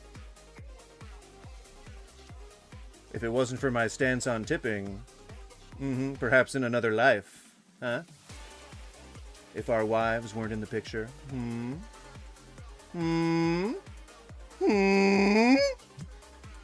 Although I'd have to know if you're more of a bottom or a top. You know, I don't know which I fall into in life, but I think I'd consider myself a switch in philosophy. You know, in making pizza, I consider myself a top. But in eating pasta, I'm definitely a bottom. But a power bottom. That's just life, man. That's just life. No, your beard looks more like Halfway House. Yeah, it's a little patchy. It's a little patchy. A little patchy. You look sort of like a chubby Terrence McKenna. I'll take that as a compliment. Thank you. Thank you very much. I appreciate it. So I am sexy. I'll take that. I'll take that, man. Thank you. Thanks. You boosted my confidence. I appreciate it. Do not ask customers to pay 18, 25, 30%. It's always been 10 to 20. Anyone who, like, yes, restaurants will absolutely take any opportunity that they can to try and get as much money as possible, but it's not the standard. The standard's 10 to 20%. You can just take that to the restaurant that's trying to charge you 18% and leave no tip then. That's fine. If you disagree with it being completely like a gouge, then yeah, fine. More power to you. I would still try to pay the lowest amount, and if I can enter a custom amount, I will. Very lowest I'll pay is like 5%, but my averages always run from 10 to 20. And I usually just double the tax, man. Just double the tax. It depends, like the state tax is a good metric to run when you're trying to figure out how to compensate someone for whatever the cost of living is. Taxes. It's a good metric. They've been pretty consistent. They usually hover somewhere around 14% in some states. Other states, you know, different tax stuff. Like Oregon, they don't do sales tax.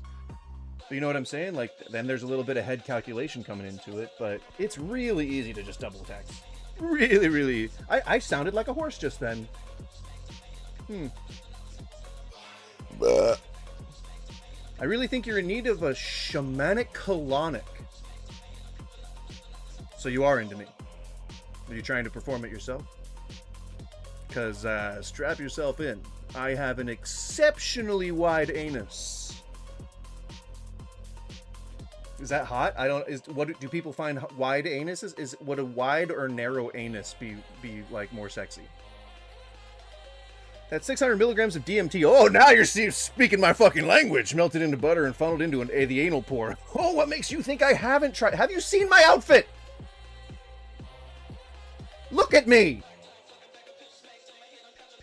And tell me you don't think that I've done drugs. What on earth? You said my beard screamed Halfway House. It's because it's not in yet, alright, fucker? I'm trying to let it grow because I want to see how many white hairs I have. I got quite a few so far. We're getting there. Actually, you can't even really see it in this light. I think turn this up. Nope, still can't really. Okay. I got a lot of white hairs. I am turning into quite the salt and pepper gentleman. I believe that we're called zaddies in the common tongue. So feel free to refer to me as a zaddy from now on. All right. Add your so-called tip onto the menu and let the customer decide if they want to come in. Well, it's a variable percentage, and the customer usually is the one who decides what it is, so there wouldn't be a reason to that. But I guess that's an option? I guess? I don't know. I feel like it's not something that you can just have like a fixed percentage that you factor onto the menu. Like you just put it like, hey, tip is 20%. Because I mean, people like the option to have it be variable because they want to be able to judge people based on their service and their behavior and stuff. So it would go kind of like opposite to what it seems like you all want. I think now I don't know if they're arguing this, but a point can be made, and I've heard this point being made very often that it's extra money, and why not just fold all that money into the menu prices and then don't charge any kind of tip, like just say that's a no tipping establishment, which is great on paper. It's absolutely great solution on paper. I agree with it 100%. Problem is, in practice, is that it doesn't work. And this has been tried like hundreds and hundreds and hundreds of times across all different metropolitan centers across the US, and it just does not work. Because if a place charges an extra $1 for their burger to compensate for however much, you know, you would be paying in tips, then the place down the street, they don't have to charge that extra burger because they don't have to charge that extra $1 for the burger because they take tips. So their prices remain low on the menu, and people who don't care about your agenda are going to go there because they prefer the cheaper burger. And they're still going to tip like either 0 or 5% up all the way up to 20, depending on what the customer's like. It's just, you know, it's not congruous, I guess, if that's the right term to use. I'm not sure if that's the right term to use in this particular context, but the definition of the argument doesn't really fit how reality works. So use a term that works there. You seem like a guy who'd had his stomach pumped from swallowing the seminiferous fluids from semen from too many male counterparts in a single afternoon. So you say I look like a cum guzzling queen? So I'm not surprised at all that you'd be up for the boofing. No, I never said I boofed any drugs. I don't think I've ever boofed anything before.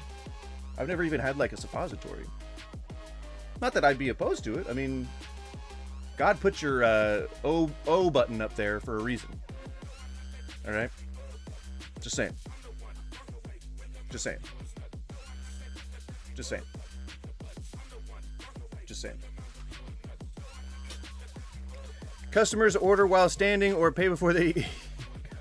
I mean, I don't think that counter service is the line, because there are definitely counter service places where servers will actually like go up to your table and check on you and bring you drinks and stuff like that. So those I would still tip just like I would in any other restaurant. But if it's just a counter position where like you're ordering from a kiosk, or you're like inputting your shit on like a phone, or like you scan a thing and all they do is bring your food out, then yeah, I could understand tipping the minimum like 5% or nothing at all. Totally fine. Like, the arguments that these people make are fine, but they're looked at in a microcosm here and concentrated to all of tipping. You know, when they're really these very specific cases, like it's about 30% of customers that are like rude, I guess you would say. But like, I mean, like, there's no need to make it more aberrant than it already is. I think most people know that people don't enjoy tipping, or that they see it as an extra fee, or that it's an overcompensation somehow. I think most people see that. I think most people understand that it's unreasonable to ask customers to subsidize the owner's, employee wages, which, again, that's not really what's happening. But again, I understand that sentiment. And most people just want transparency, which, again, I humbly accept that is absolutely necessary. That things need to be transparent. Where else are you streaming aside from YouTube and Twitch? Just YouTube and Twitch.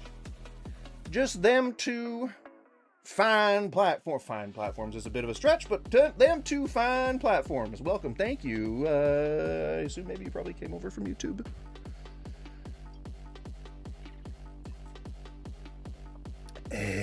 Tipping culture is one of the main reasons I have stopped eating out. Thank you. We are not going to miss you. If more people stopped and made it vocal, it is because of the tipping culture that things would change. Until then, nothing will. If people stopped and made it vocal, well, I mean, I guess you're not tipping anyone anymore, but if the restaurant fails, then the staff will be out of the job. So you are sticking it to the owner, but you're also sticking it to everyone who works there, which are not responsible for how the owner pays too low, or how the owner takes tips off the top when pooling, or how the owner will just do outright corruption and charge fees that have nothing to do with tips or anything like that. Voting with your wallet does more than communicate your position. It can effectively destroy these businesses, which is fine. I mean, hey, you know, if an owner is being unscrupulous and treating their workers like that, then maybe they deserve to be out of business. But just like I said earlier on, a lot of these people don't necessarily get to choose where they work. We're talking like undocumented immigrants. We're talking people with criminal records. We're talking people who have impediments, either social or mental or developmental, that cause them to have to take these service jobs because they're the only ones that actually allow for people with no skills or experience, and typically on the fringes of society. So if you are one of those people, which account for a lot of people in society, then you need a place that you can go to in an industry that doesn't treat you like a commodity. And if you vote with your wallet, then you are effectively hurting that industry. Yes, it's great for your checkbook, and yes, it's great for the movement, but it actually screws over real people while you're screwing over the owner. I get that maybe like it might be seen as necessary because you might consider those people collateral damage, but it's still not a good position to take. I would much rather be fighting on the side of these employees who need a standard of living that's higher than needing to live paycheck to paycheck than try to take a stance on the local stage and not make a difference at all. And because it's just not going to be en masse. Like nobody en masse is just going to stop tipping. Like I know that like people who browse these forums are like, oh, we're going to start a movement. But this has been going on. The tip disparity, the tip fatigue, whatever people feel about not wanting to tip, has been going on for at least 100 years now. At least 100 years. Let's see. No. Yeah. 1920. Yeah. Over 100 years. So we're talking about 120 years now. So like around 1900, around 1890 something was when we really started like ramping up. It was nice when I went out and ate in Japan. I didn't even speak the language, but I knew exactly how much things were going to cost because there are no taxes after the fact and no tipping in restaurants, which is exactly what anti-tippers want. They want the Japanese style of things. No hidden costs, all just very, very transparent, all right there in plain black and white, but it's industry standard. It's not variable across any other shop, all the same. Also going out to eat is much cheaper than the US. Yeah, dude. The employees aren't paid poorly paid, and they get things like healthcare and mental health is still a chasm, I think, there, but hopefully that'll change. The most I ever tipped was $50 at an Indian restaurant because the people were nice and the food was average. I mean, fuck yeah. I mean, if the tip was like only $100, then I'd be like, well, I can't spend like that, but I wish I could. The service drove my tip. And it often does. When you exceed service, see, I think this is what a lot of people don't like about tipping in general, is that when you have a top performer, they can often make 6 digits. Like if you are in New York and you're working at like a Thomas Keller satellite, or you're working at what's his face, Chez Panisse, or what the fuck is his name? Eric Repair. If you're working at like one of those places, then you're probably pulling down quite a lot. But the turnover is excruciating, and the hours are crazy, and you really have to hustle. Like you basically have to be like crazy cutthroat to make it in any of those places. And your soul's going to be dead by the time you're 40. You will not be able to have a normal family life. You will always have that 1,000-yard stare. It's like, it's bad for mental health, but you'll be making tons of money. You better give a good tip. I always do, if even just the tip. Well, the next time you're at a damn restaurant, I always tip around 20% at restaurants. I don't want you selling anyone short. I don't. I pay my employees way higher than the cost of living. You better practice what you preach. I do every single day of my life. You should just vote, I do, to have the tip included in the final bill. No, I actually vote to abolish tipping whenever any measures come up. I usually vote for either universal minimum wage or wage adjustments or increases, and for tipping to just go away. But people don't raise measures like that very often. That's why I'm trying to raise awareness. You know, that's why hopefully if my message gets out to people, then, you know, perhaps they can educate themselves and find out that tipping isn't the evil monster they seem or they make it to be. And maybe they'll start a coalition. I don't know. But I go to my city council meetings almost every week, or, you know, here if it's on Zoom. But I'm active in my civil community. Are you? I'm present at any hearing that has to do with development of anything in my neighborhood. I'm on Nextdoor. I'm on, you know, all those neighborhood apps. Like I'm an active member of my community, and I always tip around 20%, and I pay my employees more than anyone else does. I mean, like what? Why wouldn't you? You know? Period. Why wouldn't you? Like, don't you want your employees to like you? Don't you want your employees to come back and enjoy what they do? Pay them more than anyone else. It's always money. It's never let's give them some perks. Let's give them vision. Like, that's great. Yes, absolutely. But money helps. Really, really helps. Money really helps. Whenever I make like a small amount of money, I'm just like, fuck yes, I am into this. But you should strive to be a better person, and you should strive to try and be an active member in your community, especially if you're over 30, because that shit's gonna start impacting you way sooner than it will the kids. You remember when you were 20 and you thought you could do anything? Well, that shit's not true in your 30s. It's even less true in your 40s, and it gets less true as the years go on. You know, if you want society to take care of you, you have to take care of society. That means when you're old and gray and you need someone helping to wipe your bum and you don't want to have to rely on your wife, who definitely hates you by now, to do it, then you need to hire somebody to do it. And if they keep cutting services, if they keep cutting all these programs, if they keep cutting assistance for people to work these medical jobs like they used to have, then you're not going to get someone to wipe your bum for you. It's going to have to be your wife, and that's going to make her despise you even more. Do you want that? Just say. The bartenders at some of the places I went to Seattle were making way more than me, and I was doing pretty well. It depends on, again, it depends on the location, the type of service, and the type of establishment. Yeah, they can make some bank. But they were at like war when they, yeah. As is, like, see, that's cooks by default. Like, you see, like, sometimes I just kind of, like, go, like, you know? Like, if you ever see me do that, that's because I've had some years on the front lines. And I'm not talking about the military. I'm talking about the line. But they were like, so should I DM society and tell him he's going to have to wipe my bum? If he'll do it. If he'll do it. I don't know. I don't know if that's, you know, if you guys have a good enough relationship to facilitate that between you two, then hell yeah, dude. But you're gonna have to pay him. That's the whole thing. The whole thing about this is that you're gonna have to pay someone to do that. Someone's gonna have to pay for that. And if it ain't some kind of societal element, then, you know, and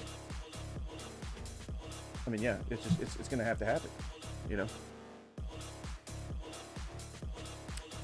Do you make good buffalo chicken wraps and waffle fries? Sure. Why is that your ideal meal? What? Why? But why? What? Why? I was also going to look and see on YouTube real quick to see if there's any videos that are like sort of propagandistic in nature. I don't think that there's a lot of videos that people make that are anti-tipping. I think that's more of like a posting on Threads and posting on, you know, whatever the fuck. Reddit? Whatever the fuck, because I'm uncultured and love WoW. Well, but is there like an average meal for the WoW player? Like, should it be like a standard thing, or should you just eat like whatever you want? I don't like standardizing things, okay? I'm an agent of chaos. I don't like standardizing things, okay? Savory deviant delights. Okay, you know, maybe there's nothing wrong with that.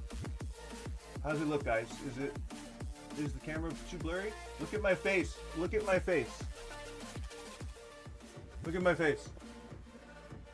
Is it too blurry? Is the camera too blurry? I think it's okay. All right, sniper mode deactivated. Oh, that hurt my eyes. All that just to go into sniper mode, you know? It's tough. It's tough, you know, being a pro at these things. It's really tough. It's tough being good at video games. It's tough, you know, being good at life in general. It's tough being this handsome. It's tough being like as well built, like a Greek god. It's tough. It's tough. You know? It's tough. I don't know what else to say. Are paid a shockingly low tipped minimum wage of $2.13 an hour. That means they have to rely on a customer's tips to make a living wage. Now that's federal. I'll cop to the fact that like this has been a propaganda point on the other side, is that there is still like rampant tip credit usage. Typically, that's not a whole lot more. That's not as prevalent as it used to be, and very few states still do the tip credit. I think it's only like 3 states that still do the tip credit. Correct me if I'm wrong, but I'm pretty sure it's like minimal.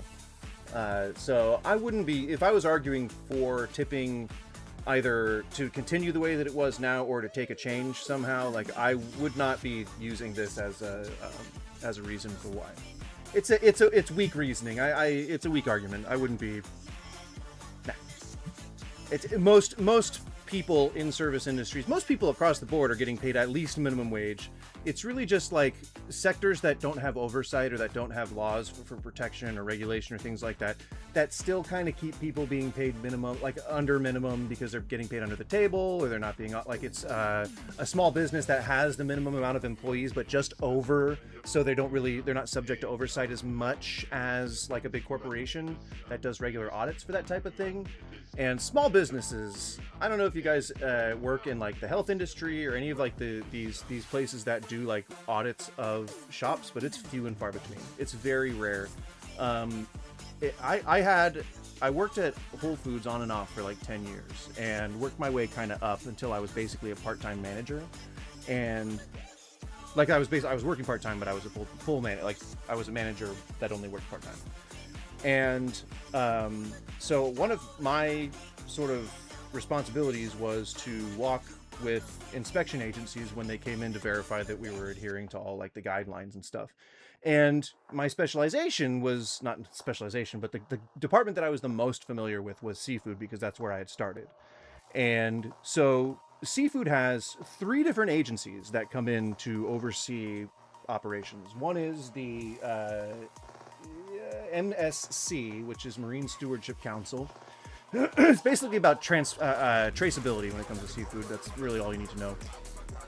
Good Organics, which is the I think it was the, at the time here it's the ODA, but back there it was the ODHA, and it was just the health authority that would conduct audits on Good Organics to make sure that you were keeping organic stuff separate from non-organic stuff. Really, really simple shit. But then also the health department, and I believe one more. OSHA could come by, but that was like for shop-wide stuff. Basically, you have a lot of regulation and oversight that exists for corporate entities, but you don't have a lot of that exists for small mom and pops. So small mom and pops are typically not reported for violations very often, which means they stay off the government's radar. And if you stay off the government's radar, you're not usually subject to the laws that protect employees in other industries. And so restaurants are hotbeds of rampant corruption, bias and favoritism, and all different kinds, manner of exploitation and corruption that can exist in a business simply by nature of existing. And the way that we structured tips, again, was just after slaves were freed, and employers, these unscrupulous, corrupt types, didn't want to pay a full wage for someone who they saw as less than human, so they decided to allow the customers to determine whether or not they would allow their biases to give them a full wage or not. So it was always designed with the intent to underpay. and it is the owners that we should be taking that up with, and not each other. Very simply. The $2.13 an hour tipped wage has been frozen since 1991. And to add to that frustration, tipping laws are incredibly confusing and inconsistent. If you took a road trip across the country and tipped 20% everywhere you went, your money would have a radically different impact on the workers you're interacting with, depending on what type of worker they are and what state they're employed in. So even if you're trying to do the right thing, you and the workers you're trying to show appreciation for are both getting ripped off. But if everyone is mad, why don't things change? Because there is one powerful lobby who's happy with the way things are and has been working behind the scenes for over a century to keep tipping broken for all of us. In this video, Yep. Oh my god, she's gonna talk about the National Restaurant Association. Ooh, go fuck yourself, NRA. Just you're almost as bad as the actual NRA. Go fuck yourself, NRA. Cisco can also go suck a D. But I guess not, because that could be fun. Like, it could be seen as a fun activity. So don't, although going and fucking oneself could also be seen as a recreational activity. Fuck off. There you go. Cisco can fuck off. we'll break down the history of tipping. We'll talk to the people on the front lines challenging the tipping norms and fighting for their right to a living wage. And we'll talk about who exactly is benefiting from the broken status quo. This is the Classroom for More Perfect Union, and today we're talking about tipping.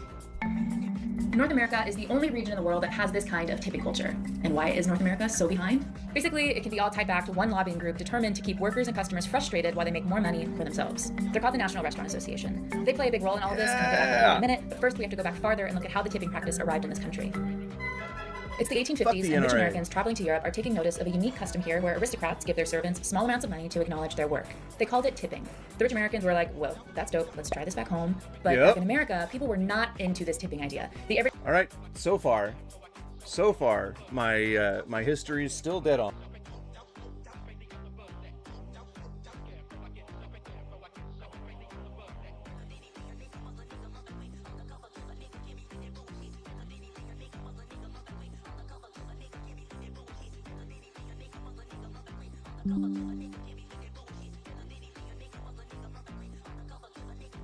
Man, broadcast is not like when you mess with the focus of the camera. I gotta do it though. I have to. It wasn't doing it automatically like it's supposed to. You camera. Well, it's old. It is way old. It needs to be retired soon. I would just like to turn off focus or autofocus. There we go. Keep it exactly the way that it is. Everyday barmaid was like, yeah, no, I have 4 kids and can't afford this. And the European immigrants were like, absolutely not. We just left this aristocrat nonsense and we are not bringing that energy here. The whole concept was seen as anti-democratic and deeply un-American.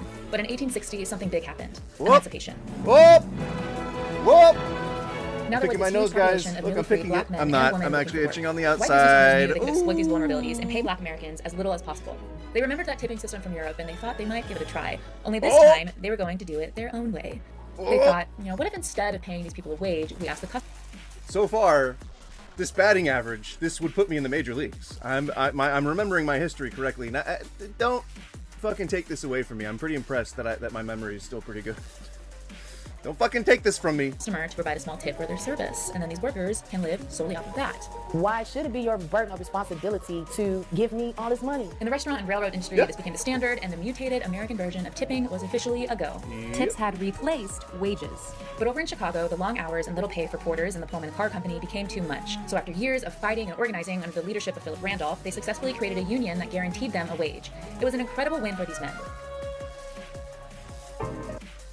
Unions, man, like they used to be, and they are still for the most part pretty good. UCFW is pretty shitty, but there are some good unions still. Like I think trade unions are still pretty good. But like I said, the ones that are free from oversight are the ones that tend to be the shittiest. So if you have unions for food service that are typically unregulated and freewheeling, like a bit like the Wild West of food service, kind of hard to enforce all that stuff, But not everybody was happy about this. Restaurants were taking notice of these workers fighting for a fair wage, and they didn't want this happening. So to ensure cheap labor, they banded together and formed the National Restaurant Association. The NRA's Yep. lobbying efforts were clear from the beginning. Pay workers as little as legally possible.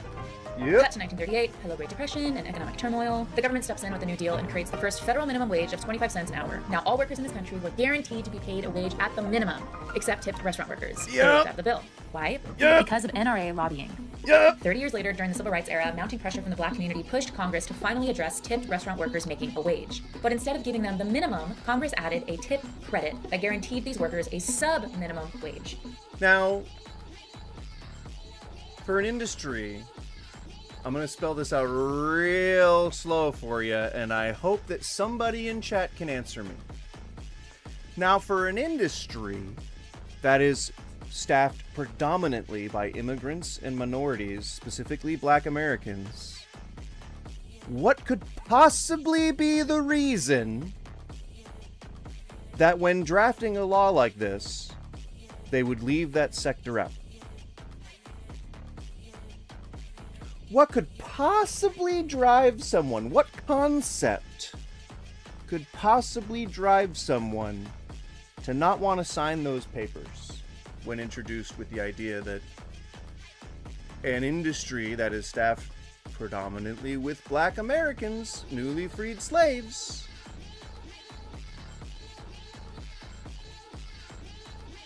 who would refuse that? What type of person do you think? I'm gonna get some more water. I hope to see the answer in the chat soon. I'm gonna get some water. Yes, I'm wearing sweatpants. Don't look at my butt! No, look at it. Look at it. Now don't look at it. Now look at it. Now don't look at it. Now look at it. Now don't look at it.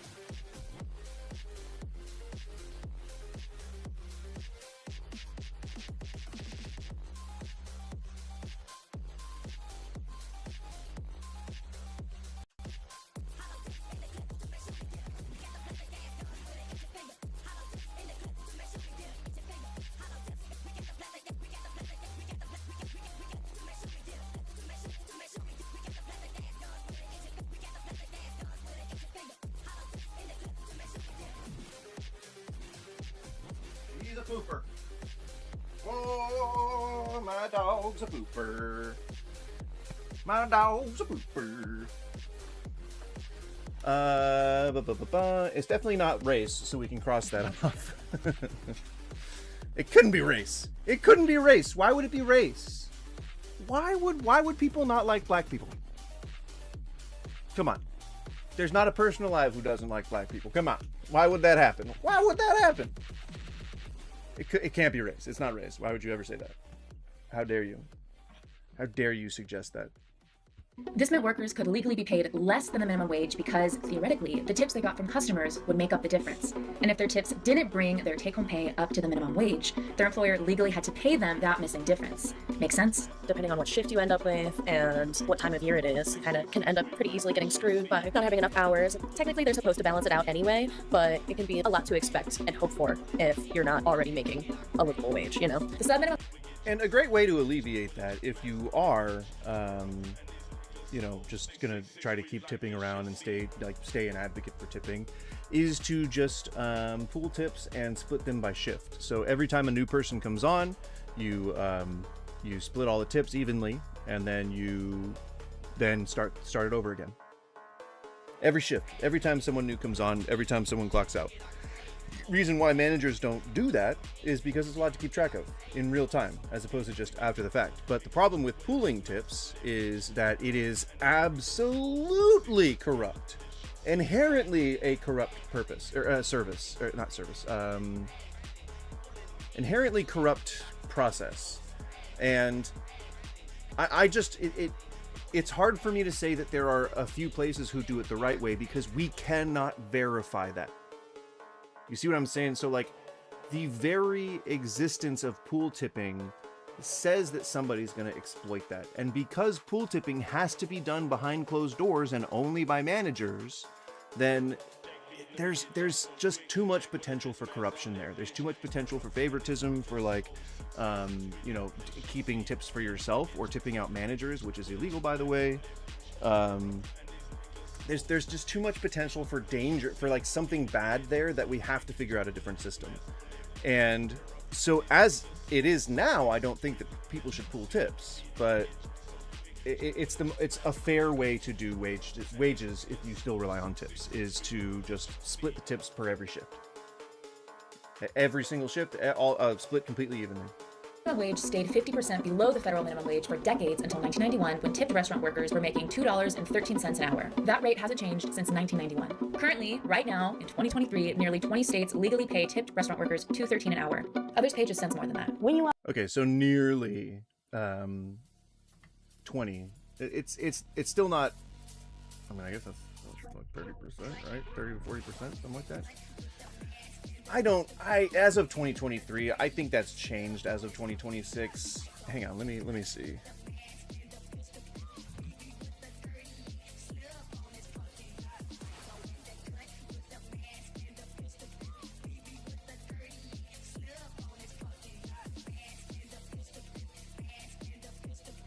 Apparently there's no formal number, but I don't believe that.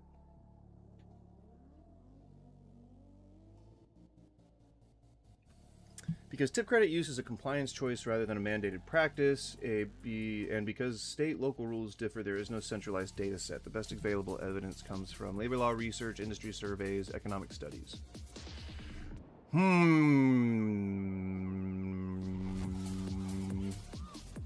I honestly thought that it was way less, but I guess people are shittier than I thought they were. Which isn't surprising. are paying sub minimum wage, your workers are living in poverty. That's just the bottom line. I was living in poverty. Your rent is $1,500. So you have to hustle, put up with all kind of sexual harassment, put up with all kind of everything from your boss, from your customers, so you can make it. You know what it means when somebody pays you minimum wage? You know what your boss was trying to say is like, hey, if I could pay you less, I would. But it's against the law. The subminimum wage doesn't just apply to tipped workers. It also applies to people with disabilities, youth, and those who are incarcerated. In Alabama, for example, workers under the age of 20 can make as little as $4.25 an hour for their first 90 days of employment. These people are doing the same work as everybody else, but they're being paid less purely because they're younger. Only 7 states... Which you're not allowed to discriminate based on age in businesses when you're like hiring or like in terms of your actual, you know, business operations. Like you're not allowed to discriminate. So why are you allowed to pay discriminately? What? Like that is completely antithetical to the entire thing that you were trying to set up here in the first place. Sorry. Trying to focus. There we go.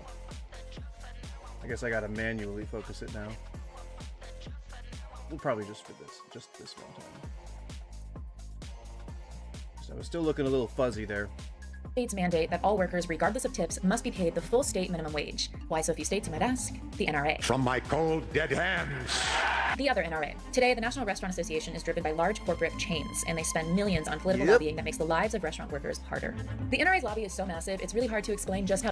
So it's like if you've ever worked in food service and you've ever dealt with a company called Sysco, it's like that. It's a company that started out small that went around just buying all the failing businesses that it could to amass and amass and amass and amass, like The Thing or like a Grey Goo scenario, you know? And then it just like started buying out entire chains once it just got so massive that it couldn't be stopped. Not good. Not good. Middlemen, not good companies. Bad. Middlemen are bad. We don't like middlemen here. We don't support middlemen. No. Bad. Bad middlemen. how deep they're in with Congress? Here's one example. Remember how I mentioned the sub-minimum wage has stayed $2.13 since 1991? That's because of Herman Cain. Is this a great country or what? Today, I am announcing that I am running for president of the United States of America. Before he ran for president, he got to start working as a mathematician for Coca-Cola, then managed hundreds of Burger Kings, and eventually became CEO of a popular pizza chain. Enjoy your Godfather's pizza. His junk food career path led him to become head of the National Restaurant Association. In the 90s, he struck a deal with Clinton and the Democrats saying they could raise the overall minimum wage to $5.15 as long as they kept the sub-minimum wage frozen forever at $2.13 an hour. And that's exactly where it remains today, frozen. You know, never mind the fact that you can't even get a coffee at McDonald's for $2 anymore, but whatever, moving on. This same kind of deal happened in New York when they raised the minimum wage to $17 an hour and left out tipped workers. This is what the NRA fights for, and where does their large lobbying budget come from? Some of it comes from the membership dues paid by the chains like McDonald's and Starbucks, but a lot of it comes directly from the... So this is, again, why I don't believe that you should tip corporate chains, because they lobby to keep tipping the way that it is. It's like the mob. It's seriously like they want nothing more than to keep the people who are at the bottom of society still at the bottom of society for as long as possible. And if we're supposed to fucking lift ourselves up by our bootstraps, that's kind of a little more difficult when people specifically design it that way. That you cannot lift yourself by your bootstraps. It's a little bit of an empty gesture when people try to say that like it's some kind of fucking societal own or something. Like you can't, he's creating a situation in which you cannot lift yourself up from your bootstraps. So how do you do it then? Do you what? Do you fire him? How do you suggest that one proceeds when the chips are all stacked against one? Fucking magic? wallets of the workers they're exploiting. A New York Times investigation showed how the NRA's lobbying budget has come from charging millions of waiters and cooks mandatory food safety courses. That means workers have been unknowingly giving their money to a group that acts directly against them. Middlemen. Fucking middlemen.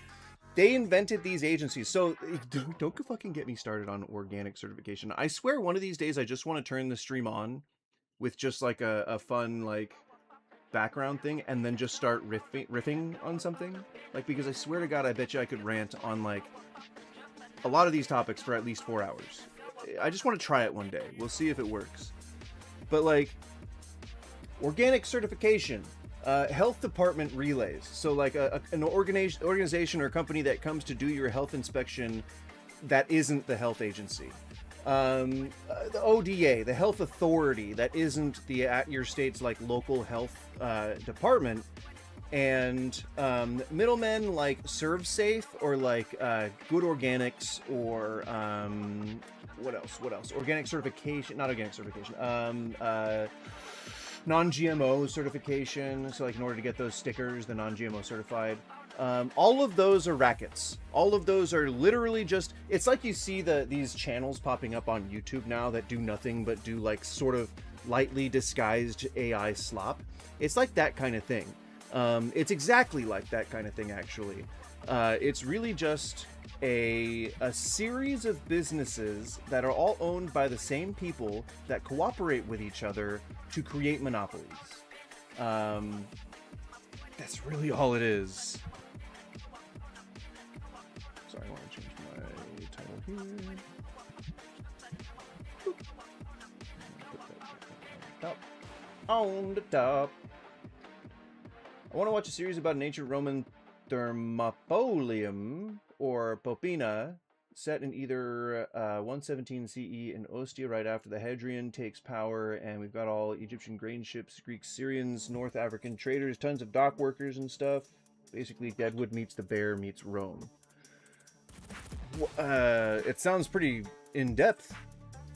I don't know. I don't think I've ever really thought of what that would be like. Would it be like gritty and serious, or would it be like a... I don't know that a comedy would work. Like a dark comedy, maybe. But do people like, did people like Rome? Like, I never saw the show, so I don't know if that's, if it was like a good, I don't know if people considered it like a good show or not. I was like, I don't know that I've seen a lot of like Roman and Greek stuff, like any of that antiquity stuff be like super popular, but I'd watch it. Literally the tone of those three shows. Okay. Yeah. I mean, I'd watch it. I don't know. I'd watch it. But I don't know if I'd like it. Especially considering that the bear, like, glorifies all the worst parts about restaurant work. I don't like it. I don't like that. Feels icky. Their interests and lobbies to keep their wages as low as possible. Okay, but what does the NRA have to say for themselves? Indirectly, they don't outwardly glorify it, but people see it as glorification. Just like they saw Anthony Bourdain and were like, oh, I should be like that, even though he's like, no! The NRA plays a very clever trick. They pit the livelihoods of small businesses and tipped workers against each other, as if the two are always mutually exclusive. They like to claim that mom and pop restaurants simply cannot survive if they pay their employees a full minimum wage. It's a fear tactic that works because who doesn't want to protect small businesses? They're leveraging the vulnerabilities of small business. Which is, you literally could just, like, look at any other business. You could just be like, okay, but does a shoe store go out of business because it has to pay its employees minimum wage? Does, like, regular minimum wage? Does a hotel go out of business because it has to pay its employees regular minimum wage? Like, no. What? If you have to cut 1 or 2 employees, then yeah, that sucks. But, like, that's what you have to do to pay people a fair fucking price. I'm sorry. It sucks. I don't want to be one of those people who get cut, but if it changes the whole business model in order that so that they can pay people fairly, I'd probably take one for the team and still be able to sleep at night. This is why you start out paying fair wages. This is why you start your business out just paying everybody a fair living wage. And I wouldn't charge less for my burger or charge more for my burger. I would charge exactly the same that it had always been costing me. My margin would be smaller and I would have to just eat that. To spread their agenda and keep wages low. The reality is consumer spending is higher when people are paid more. 2 one fair wage studies compare California, which is a state without a minimum wage. That's the thing that people don't understand. Customers, that's the thing that customers don't understand, is that if you're getting paid more at work, like if you're at work, you're a mechanic or whatever, I mean, maybe not mechanics get paid a lot, but like if you're at work and you get paid an extra $100, are you probably going to go out to eat that night? You know, like, what's your likelihood that if you're making more, you're more likely to go out to eat? It's a lot. It's a high likelihood. I mean, the big thing about using a thermopolium or a popina would be to give us crossroads of life in a place like Ostia, where we see a dock worker sit next to a legionnaire, sit next to a conniving counselor. And then, like, it would have to be centered entirely on the like the business itself. Like, even when we see these like beginnings of the stories or like little slices of life, they leave when the customer leaves. You don't follow it like in any sort of plot manner. That would be cool. It'd be like a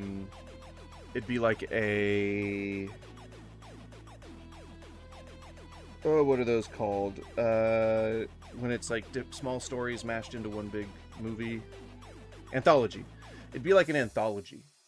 But, like, it wouldn't, like, there would be no transitions between the anthology. It would just be a customer's leaving, you know, and then you wouldn't get their slice of life anymore.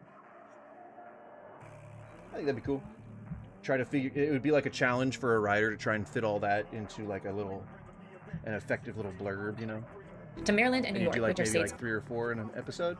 with the sub-minimum wage. The study found that California had the highest rate of restaurant sales. California also had a larger small business growth rate in the restaurant industry compared to New York. And what's crazy is the NRA knows small businesses can survive if they're paid higher wages. They know this. During a shareholders meeting in 2021, the Denny's CFO told investors that the California law raising the minimum wage to $15 actually improved business. They had 6 consecutive years of positive yes. The more people are making across the board, the more people are going to go out to eat, the better restaurants are going to do, and the better they're going to pay their employees, the less they're going to ask for tips, the more like the standard is going to be that they don't need to take tips. And then it's just entirely optional. Then we become fucking Japan. God damn it. I watched this Chinese TV series about a matrilocal husband running a cloth shop in an ancient China. It was pretty weird, but I did watch it. Sounds weird. I thought I saw the word robot in there somewhere, and my brain wasn't making sense of how that would have worked in the scenario that I was reading. It was weird. It was like a brain hiccup.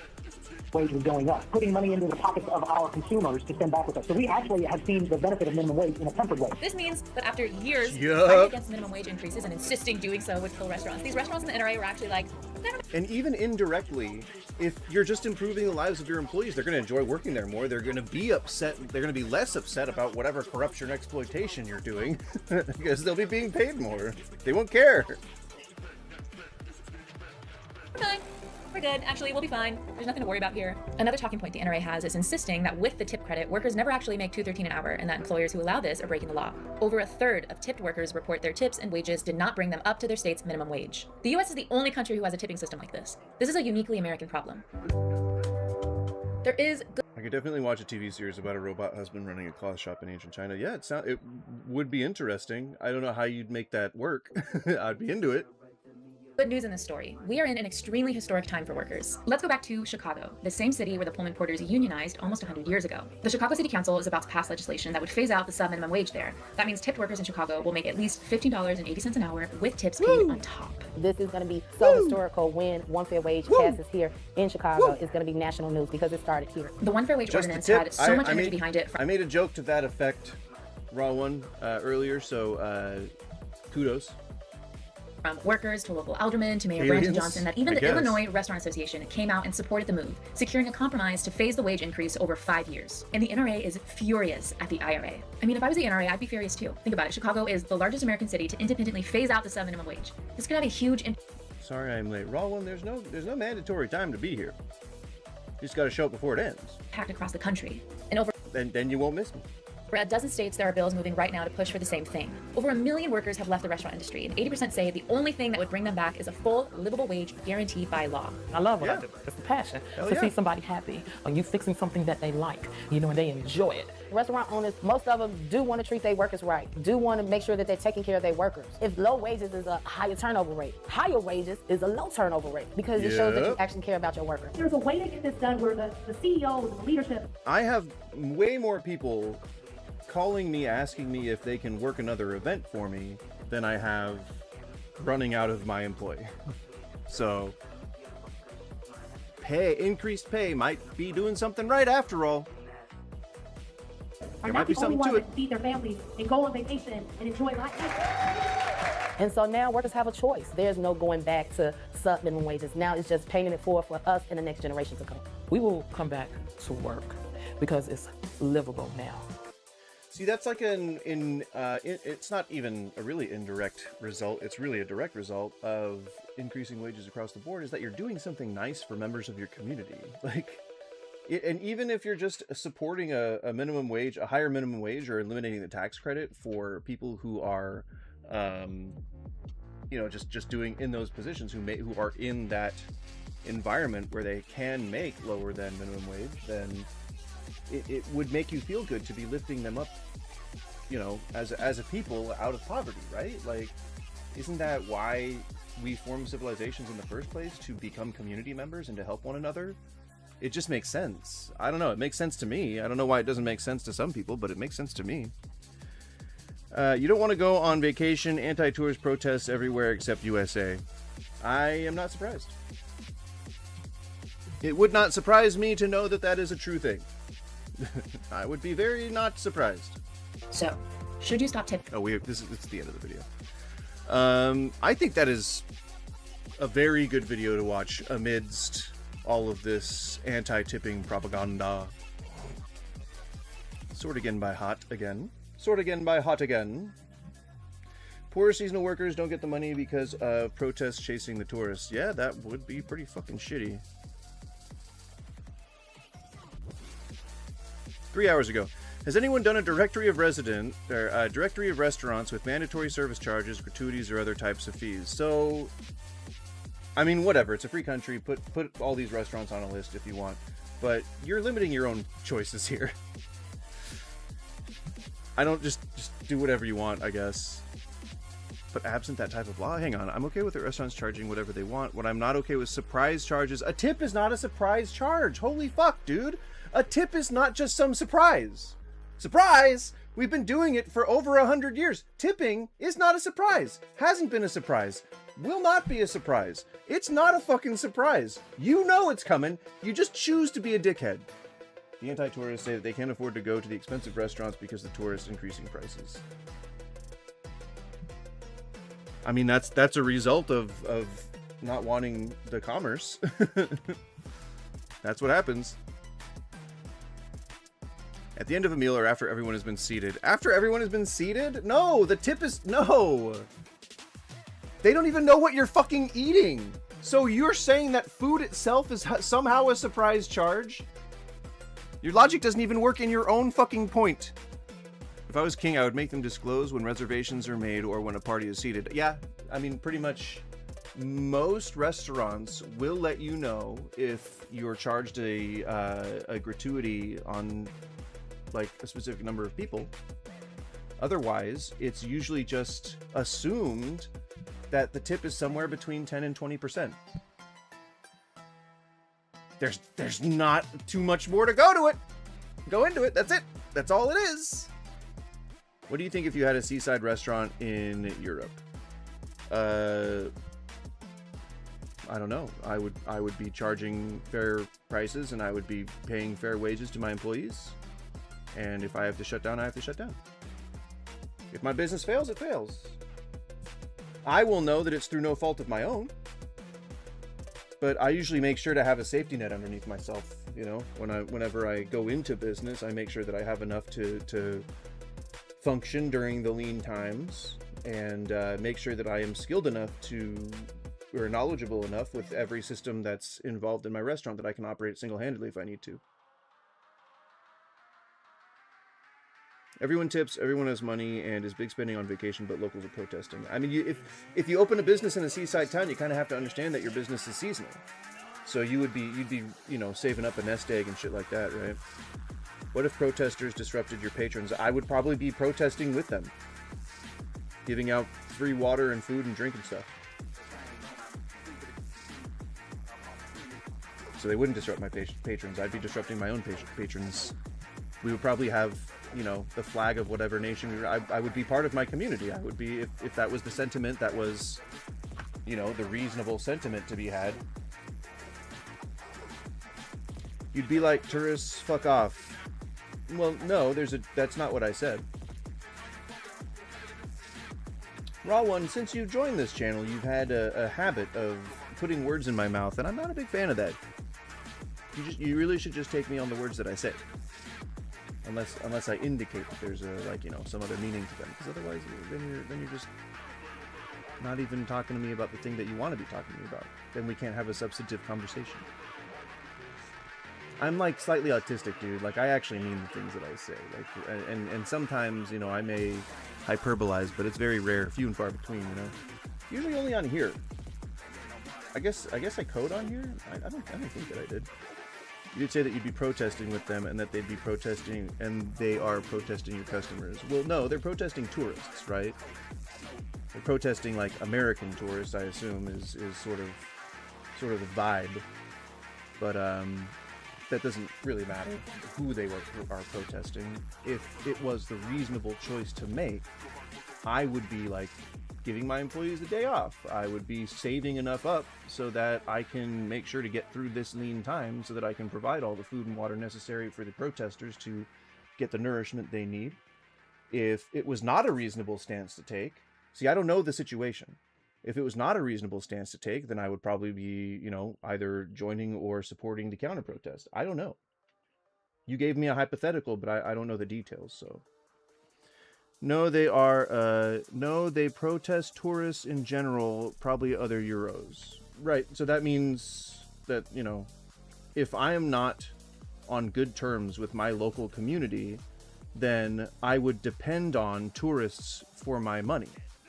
If I was well established in my community and had a good relationship with the members of my community, protesting or not, they would still continue to patronize my restaurant. By default, I develop a good relationship with my community before I've ever opened a business there. I do demographic studies, I do outreach, I try to make sure that I do like special events in those neighborhoods so that I can establish a relationship with the community before I ever open my restaurant. So I start on good footing. I would leave on good footing. And if that still signals the end of my business, then the community didn't want to support me in the first place. And that's fine too. Que sera, sera. Think about it like that. You have a good relationship and serve locals until the season when you serve and are filled with tourists. I don't know how that changes things for me. I'm not easily swayed like that. They still protest and chase of your tourists because they are superior locals. I mean, I wouldn't really have much control over that, would I? I was looking at some maps, and it's crazy to look at the map of Antarctica research stations and seeing all 29 of these countries sharing research space and stuff. You would hope that Mars looks like that on some level someday. Nah, man, I want to see space hotels up there, man. I want to see, like, whole colonies. I want to see cities. I want to see, like, I want us to be, like, super advanced, crazy, technological, teleporting all over the place, you know, like, manufacturing our own food from, like, a little pod in front of us. Like, it gives me any of the pizza that I like, and it's just always going to give me pizza and shit, you know, like, whoa, I love it. And it's always going to have those little cup pepperonis that gather the grease. And it's going to be like just hot enough to be delicious, but like not too hot so that it burns the roof of my mouth. I'd be into that. Why are you so defensive? So defensive today about putting words in your mouth. You said that I said fuck my customers and fuck my employees. I never said that. That's you putting words in my mouth. I can't write a Wikipedia entry, so there's some effort in understanding. That wasn't nuanced. That was, so you're saying fuck your customers and fuck your staff. And I wasn't defensive. I'm saying that you're putting words in my mouth. That's an observation, my friend. Martian pepperoni is the best pepperoni. Something about the gravity. Yeah. I don't know. Are we heavier? No, we're lighter, right? We're lighter. The further that you get, or the bigger the planet is, the less gravity. Right? Because the more distance from the gravitational center. Heavier.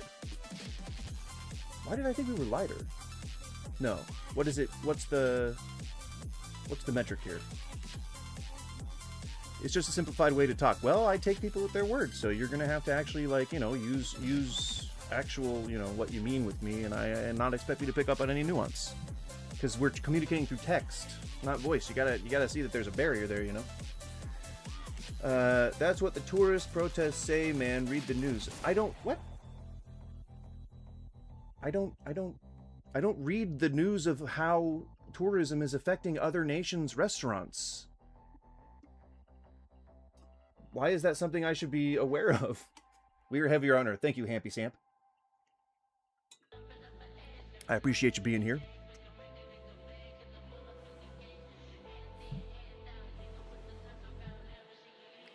You're missing out. Well, apparently not.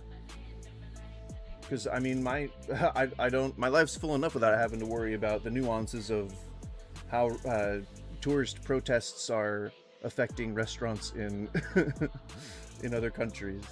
That doesn't happen. Like, I don't think about that in everyday life.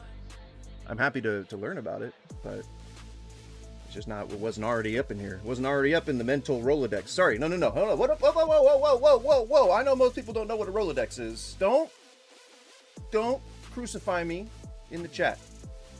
I don't deserve it. I'm old. I just happen to be old. All right?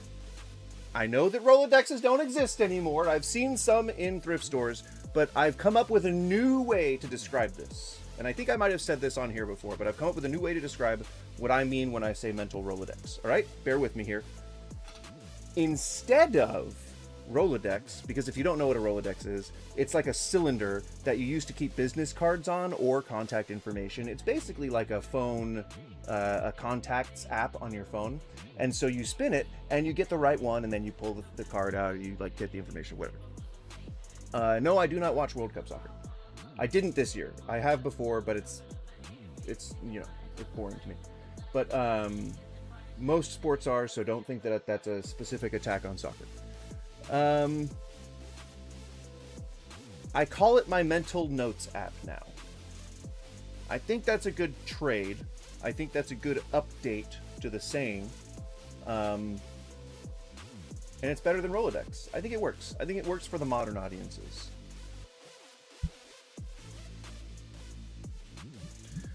Telling people that you aren't tipping anymore, question mark. Timely Cake 8304. What about White House UFC card? Did you see that? Nope.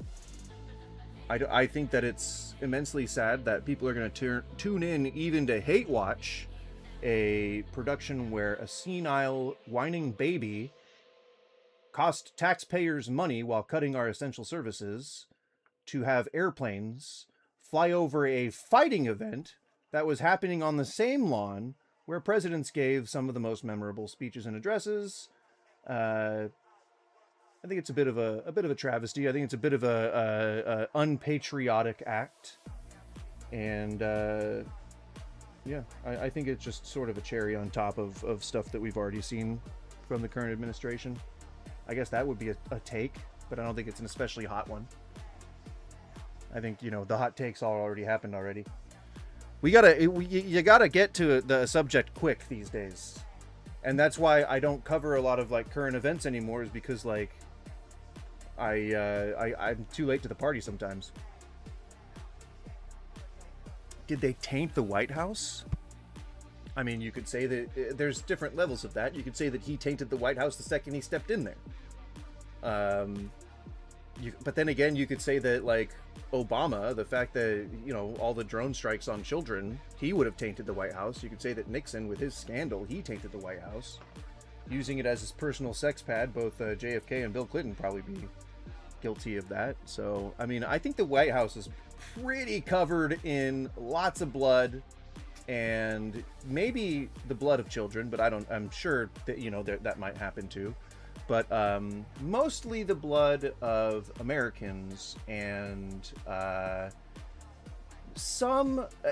a negligible amount of seminal fluids. We'll leave it at that. All right. And that's our White House. Trump is not solely responsible for it, but he is the president currently. Telling people you aren't tipping anymore, how do you address this when it comes up? I assume they mean in polite conversation, which, if you don't tip, you probably shouldn't be admitting it to friends and family. If you do, and if you openly talk to them, either they're pieces of shit or they already know that you're a piece of shit. I was just at a diner for sandwiches. Probably don't tip in that case, unless it's like a small mom and pop and it seems like they need the tips. And was paying for everyone. It was busy and the food took forever, maybe 45 minutes. Never saw the waitress after she took our order. Did you sit down? It's not really a waitress if they're not waiting on you. I mean, I guess counter service, they'd kind of be waiting on you, but it's more of an attendant or more of like a counter person, or I don't know. I guess you could say waitress. Server is just a better overall way to say. Do you tip? How much is the average tip? In general, do I tip? Yes. How much the average tip is anywhere from 10 to 20%. That's what's acceptable. I usually just double the tax if I'm in a state that does sales tax. That's the easiest way to do it here in America. In my area, 10% is the average, but that's already with a lot of taxes. Already a lot with taxes. Oh, I get it. 10%? I mean, that's fine. 10%'s fine. I ain't gonna chase after you for 10%, but then again, I wouldn't chase after you if you didn't tip. Sales tax is 21%. You want to double that? Right, but I mean, in the States, it's typically somewhere around 7%. Some states have it higher, some states have it lower, some don't do sales tax. But in America, where I live, is what I'm talking about. And brought out appetizer side. Had to ask the kitchen about our food, and they said, "Oh, here it is here," and brought out an appetizer / side. I'm wondering what deli that you're at that has table service. Then the rest came out over 20 minutes. I mean, they might have just forgotten about you. That's usually an isolated incident. It's usually not, you know. You wouldn't double 21%. No, I would not double 21%. The most I ever pay on any tip amount is 20%. So I usually wouldn't go above that. Unless it's like, if a bartender is like a friend of mine and they're giving me a bunch of free drinks, then I would probably pay them the sticker price of at least a couple of those drinks in tips. So it would be over 100% of the bill, because there would be no bill. I just do 20% unless the service is really good, and then I do some more maybe. Yeah, if they're giving me like extra service, if I'm like the only person in the place and they're just like doting on me the whole time, then yeah, I'd be like, okay, whatever, that's fine. But like, you know, I mean, you gotta be like really, and I like it when it's genuine. I don't like it when it seems like they're angling for tips. Like, I would much prefer that it's just an organic. They're a nice person and they're giving good service because that's just what's in their bones. And then I'd be like, yeah, fuck yeah, dude, I'll tip you like 30%. Hell yeah. $120 check for the average restaurant, and so the tip would be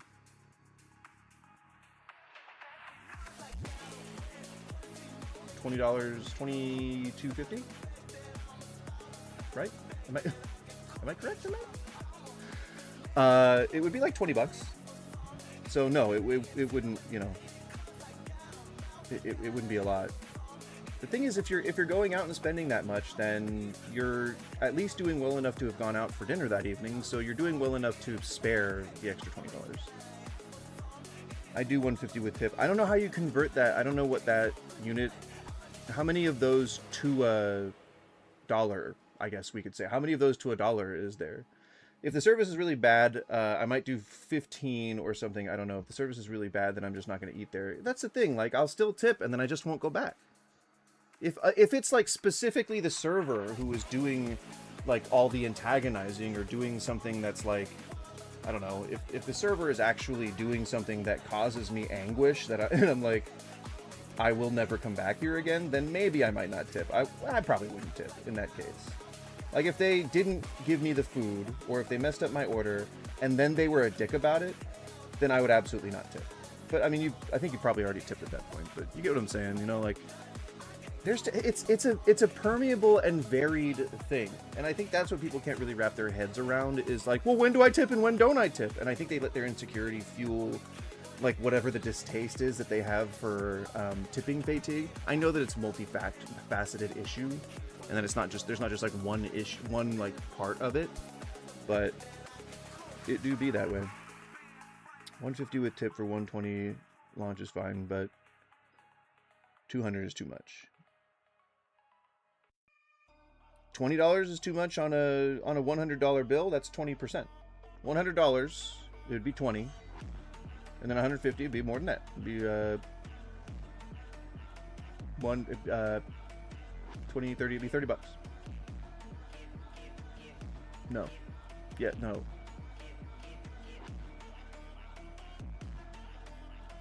$45. Be 45 bucks. God. I'm showing my severe lack of mental math. Then the rest came out over 20 minutes, went to the front of the to pay. Waitress slides in to process check. I tipped about $20, but the people I was with thought it should be more, so I added another 20 cash at the table. Why would you tip twice? I don't get that. They said it's not the waitress's fault. I mean, it could be. You don't know that. If she was inattentive, but I mean, if it was also busy, then, you know, I would cut them some slack, obviously. But I'm exhausted with terrible experiences and high costs. Don't take it on a random waitress. Dude. Like, come on. I used to be a solid 25 to 30% tipper. No, you're not. Not if one incident is enough to, like, drive you into tipping, wanting to tip nothing. Because I like to eat alone, and I want to sit at a table, not at the bar, and sometimes staff doesn't want to give you a two-top. I don't know why that would ever be the case. This can't be in America. I'm just over it. I am done. It's not the cost. It's the weird attitude and expectation. I'd rather just avoid tipping situations, including restaurants. How do I say this? Is nice way that I think tipping needs to stop.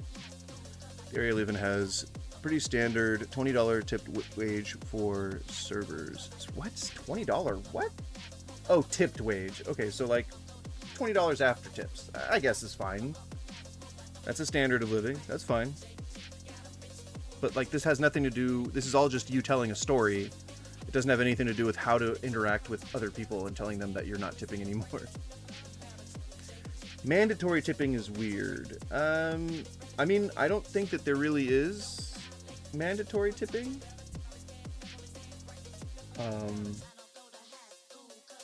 Unless you have like a big party. in restaurants in America. It's typically either that or, yeah, I don't know. How does that work? $20 after tips? Like diminishing returns on tips, I guess. Service charges cover ATM fees. Sometimes they cover health benefits unless otherwise stated. Other times they cover increase in prices. Like usually a restaurant will put a service fee on a check if customers have been asking them to be more transparent about menu increases. And instead of folding them into the prices on the menus, they will simply put them into a self-contained service charge. It's usually to compensate increased prices for things that don't even include wages. No, seriously, how would that work? I think I don't know. I think what they did was they put $20 on the receipt when they signed it, and then they were shamed about it and then put like $20 in cash on the table, is my understanding. I don't know. I'm not sure. Oh, $20 after tips. No. Sorry. No. Sorry. No. Nope. Whoop. I get what you mean. You're talking about the wage. What they're saying is that the average wage of servers in their local area is $20. That includes the tips that they make during the day. So their $20 an hour would be $20. So no tips on top of that or anything like that. That would be just their straight up wage. I just watched 1 minute of ads. Enjoy the 15 cents. Dude, if you think it's 15 cents, you are way mistaken. You make almost nothing on the 1 minute of ads. Come on now. That'd be like 0.01 cents. The weirdest restaurant I've been to wanted you to write the tip value and make it 30%. What? Servers make around $3,000 in tips monthly in a functioning restaurant, but the wage is crap. In which country again? You said that Turkey. Is it Turkey? I don't know much about Turkey, if I remember correctly. Yeah, so $20 is around the average take home. But also remember that you're not taxed on tips, which is a bad thing, which means that you still need to account for that tax burden at the end of the year. Just because so now tips are essentially seen as bonuses, which means that you have an increased tax burden at the end of the year, which means you probably won't get a refund now if you're receiving tips. Tipped workers already get abysmal refunds in the first place because you have to fill out all your taxes by yourself, and there's like every chance that you might do it wrong. Oh wait, no, I didn't want to have this plugged in. Sorry. I was just remembering I didn't want to plug something in USB like that. I think they changed their name back in 2022 to Turkey. But what happened? Isn't that just how it's pronounced in the accent? Tips are 10% income tax if you declare other income. Yeah, so back in the day, all the servers in the places that I knew were told to claim around 8 to 10%, which is woefully undercompensating what your tax burden is supposed to be. That's part of the corruption, like just from unscrupulous owners who are trying to exploit their workers. Is basically keeping them in poverty so they never, like, if they're good, they never leave, and if they're bad, they leave by their own volition, or they leave by their own, like, failure at the job. It's just extra shitty. Extra shitty. Servers make out quite well. If you don't know how to use Google, sure. I believe the average server makes somewhere between $38,000 and $46,000 a year. Let me confirm that real quick.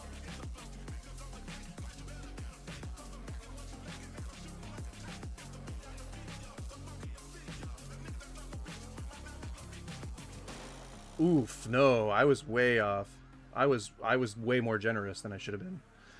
The average server wage in the US is about $18.16 per hour, with total annual earnings typically ranging from $20,000 to $31,000 before taxes, depending on tips and location. They don't even make, like, that's well below the poverty line on a single income.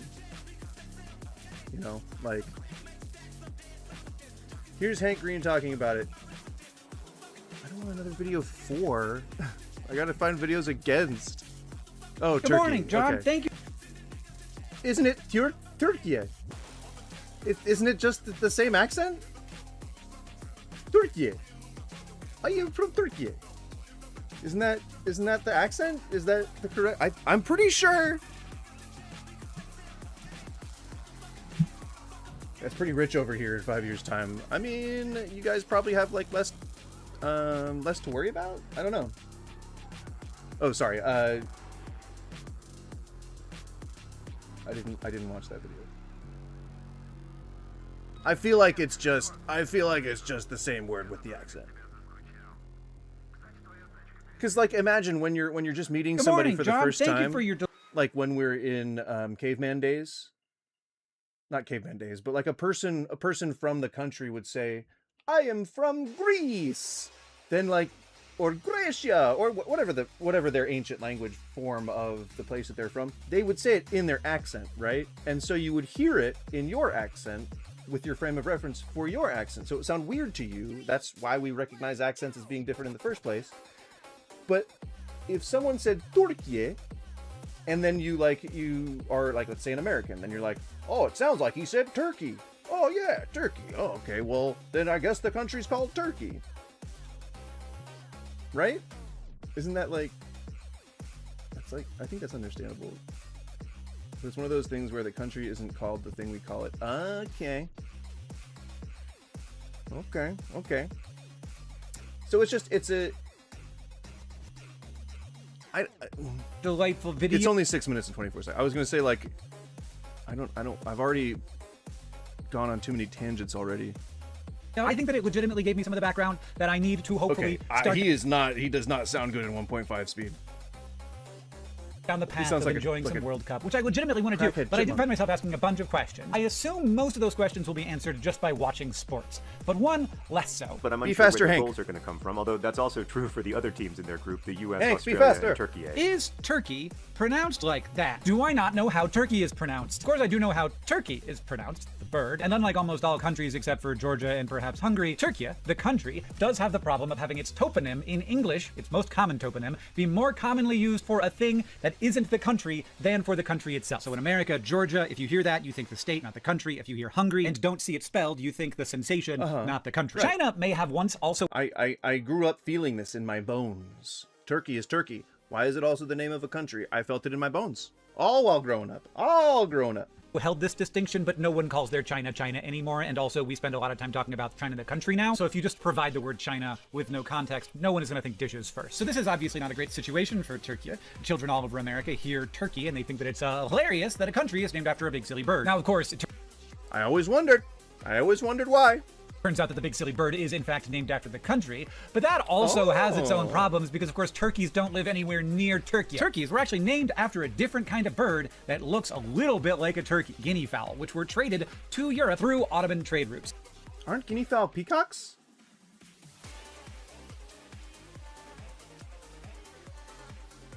No, peahens. So they got called... No, guinea fowl are delicious. Sorry if you're an animal lover. Turkey fowl because they came through Turkey. These birds, which are not turkeys, are also not from Turkey. Wild fact, in Turkey... What was Turkey called prior to the Ottomans? No freaking clue. They were called Hindi because they thought they came from India, and in India they're actually sometimes called Peru because they thought they were from Peru, even though Peru doesn't even have turkeys. Anyway, these birds, which are now called guinea fowl, are from sub-Saharan Africa. So now, at least more or less, those birds do have roughly the correct name in English. And also this is true everywhere. So in Turkish and French and Russian and Polish and Hebrew and Armenian and Georgian. If you don't remember the movie Hot Shots Part 2, there is, or Spy Hard, I don't remember which one it was, but both, you know, really funny, lampoonish kind of style, funny movies. Very much like Airplane. If you remember that movie, in the beginning, there was, I believe it was Saddam Hussein analog. He might have even been Saddam Hussein in the movie. But he's making himself a sandwich, and he puts half the sandwich away, and he goes to his countertop and pulls out the plastic, right, the clear plastic, and lays it out, and then puts his half a sandwich there and delicately wraps it, and then the camera shifts up to see the name on the box. It's a yellow box, and it says Saharan Wrap.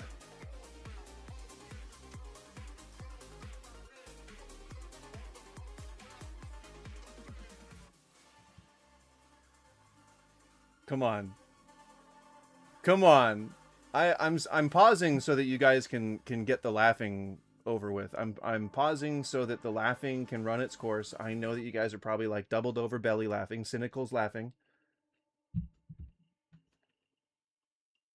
See, now that is a joke about differing cultures that's not like racist, it's not bigoted, it's not exploitative, it's not like that. That is just a little funny little mention about the region in which they live. Fucking hilarious. Fucking hilarious. You need to watch that movie. I think it was Hot Shots Part 2. And then Spy Hard was its own brand of just delicious comedy. Yeah, that Georgia and a bunch of other languages, they all have a name that basically means from India. In Greek and Scottish, it's called like a French bird, like a French hen. And in Levantine Arabic, it's called the like Ethiopian root. Is that what that is? Is a French hen a guinea fowl? Rooster, which is closer if you were talking about guinea fowl, but we're not. We're talking about turkeys. In Albanian, it's called the sea rooster. What does that have to do with this? What? No. That's insane. The guinea fowl is like my new favorite bird. See? I guess it came on boats. There's Sea only one rooster? place that calls the turkey by a name-correct name, and that is in Mexico, where turkeys are from. And there, in Mexican Spanish, the bird is called guajolote, which is from a native Nahuatl name for the bird, named by the people who actually domesticated it. The only name on Earth that points to the correct... In Mexican Spanish, it's pavo. Why is it pavo and not the other... What? In Spanish, it's called pavo. Pavo. Pato is duck. Pavo is turkey. What? Did I learn the wrong form of Spanish? I think I did. I think I learned first the wrong type, Castiliano, and then I learned a mixture of like Mexican and Dominican Spanish with like a little smattering of Cuban. None of my words make sense in contrast to other words. Spanish comes from Spain. The Mexican talked Aztec or Mayan. Well, it's all a form of Spanish now. You're talking about traditionally. I mean, if they're claiming that back, then that would be like a move to like try and reclaim indigenous roots, but typically it's still Spanish. Castiliano, early days. And then they turned into their own forms of Spanish. The name he mentioned was a pre-colonial name. He meant what? Who? I was talking just about me knowing Mexican Spanish. Oh, well, yeah, I know that. Huitlacoche is one of my favorite corn smuts. One of my favorite types of corn smut. And axolotls and fucking what's that dog's name? There's a dog.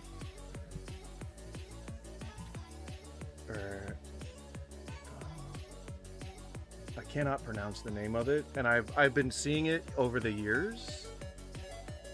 Zolotl. Xoloitzcuintli.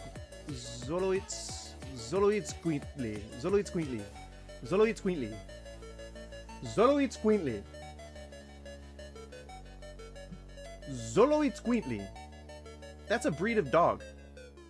One breed. It's just one breed. It's not like an esteemed group of dogs. It's not like an organization of dogs that's like a like really fancy or anything. It's just a breed of dog.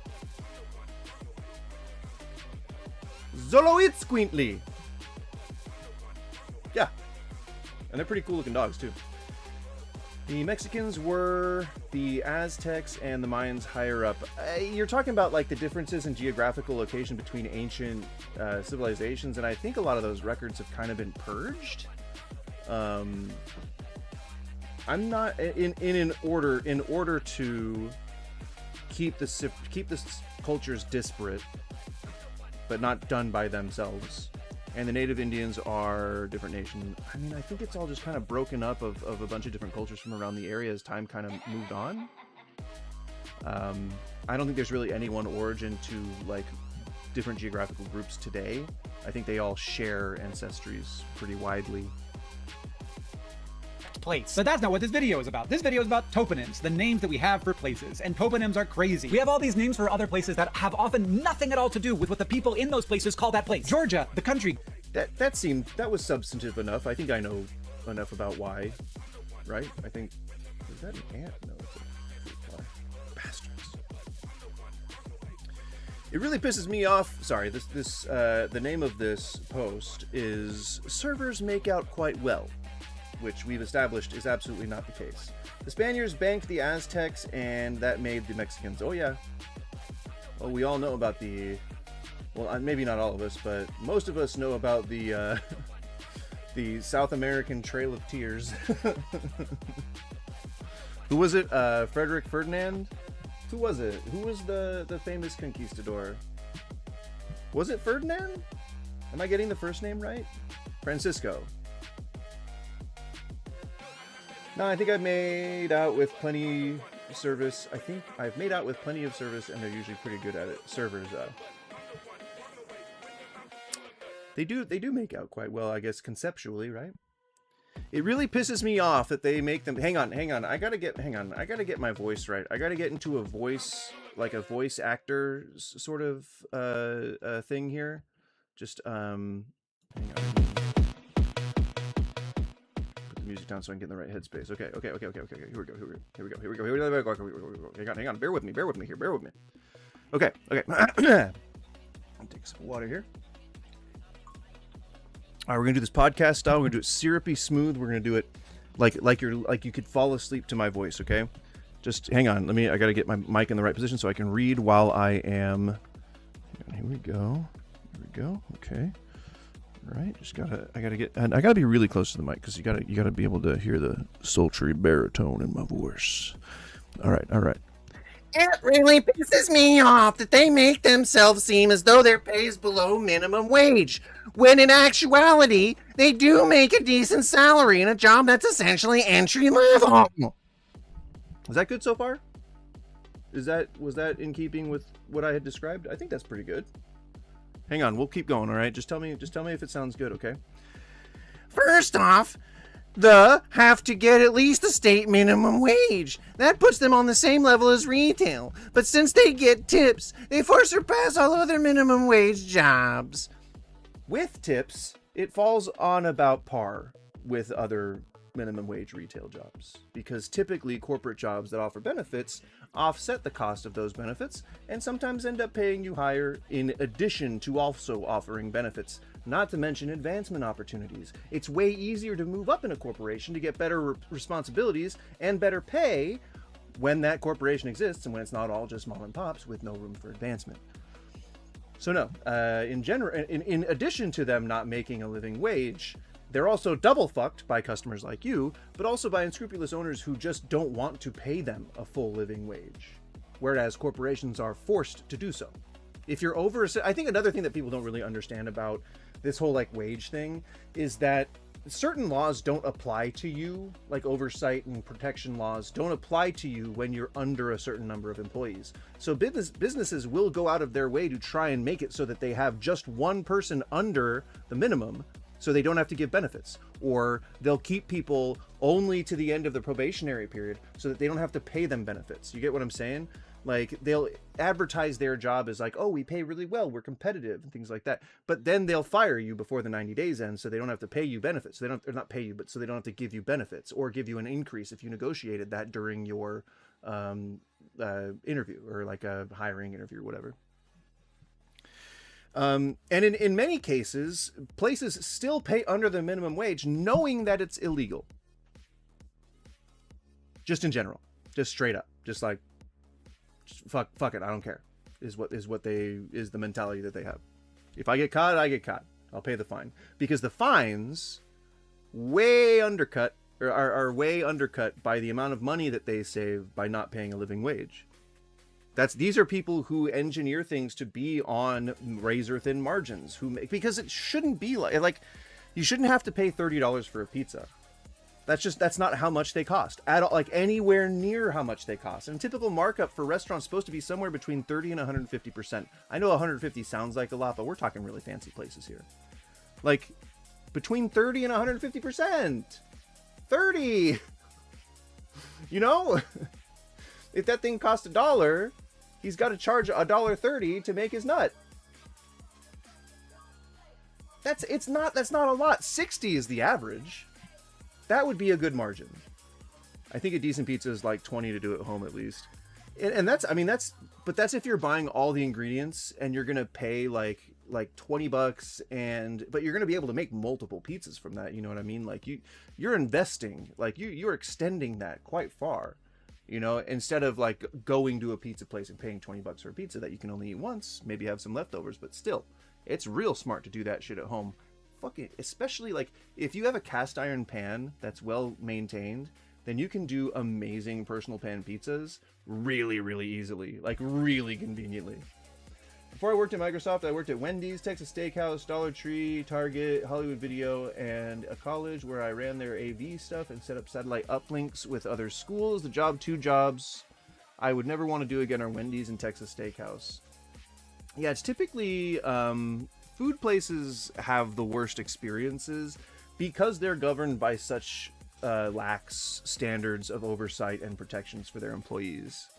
That's what I mean. Like when I say that they're corrupt, that's precisely what I mean. Like they're just not following the law, and not even not following the law, but they're not following like just any kind of code of morality. They have no like core principle values that prioritize their relationship with their own staff members. And to me, that's fucking bonkers. I don't understand that. They're the people who you have to solidify loyalty from. They're the people who you have to elicit utter devotion from. And the only surefire way to do that is money. Like, money makes the world go round. You need money to live. You need money to maintain your standard of living. Like if they're not gonna cheer for joy when they get medical benefits because they should have been getting at this whole fucking time. Having that money to hire that babysitter so that they can work that extra long shift, that breeds loyalty. Fuck, man. Second, this no tax on tips, which means higher tax burden at the end of the year, puts even more money into their pockets. Right then, yes. But then they're more like I-9 contractors where they then have to fund their own fucking business, which they're not supposed to have to do if they work on a goddamn W-2 or W-4. W-4 is for filing, W-2 is for employment. You get what I'm saying? Like that's such an asinine fucking take. Trump eliminating taxes on tips was a bad thing for restaurant workers. It was a bad thing for you fucking anti-tippers too. That allows them to then make this a more libertarian state, which means you're fending for your fucking self. You will have no community safety net. You will have no social service to rely on. You will have nothing to prevent you from like breaking a leg and then having to work fucking through it. So I mean, if fuck, man, the people who cheer this shit on is like, oh God, I have to assume, because I'm one of those people who maybe stupidly believes that people are inherently good. I have to assume that it's some misgiving. I have to assume that it's some like insecure or some kind of like trauma or it's something that is preventing people from even reaching their minds outside of their heads and trying to reach the people in their own fucking community. Like, it's not that hard. You just have to see how people live. Fuck, man, like spend a day with someone you don't know and you'll find out that maybe like your own perception isn't fucking reliable. People like this, man. Third, I know servers. Cool, I have a black friend. You're doing the fucking I have a black friend thing. God damn. And they told me that they love their job and wouldn't want to work somewhere else since they bring home way more money than even some professionals. I've heard them quote numbers close to and exceeding 100K a year. I mean, that's just a power fantasy for you so that you feel better talking shit about servers. That's certainly not all servers, nor is it representative of even a large majority of servers. Most servers, on average, make below the fucking poverty line in wages. Fuck, man, like any other profession. There are certainly people at the top level, performing at the top level, who make a lot of money, but that's just like any other fucking profession. That's just like any retail position. That's like any construction position. Any corporate position. Anything has a corporate structure that you can then participate in. Like, come on, man. Dumb fuck take. I have a black friend, and he told me that slavery was ultimately good for his people. What? Jesus Christ. Type shit is what you're supposed to say when you're done with your statement nowadays. I know that that's what the younger people do. You're supposed to say type shit after you say something. I'm trying to educate myself on the lingo, right? I know that I'm still a little behind.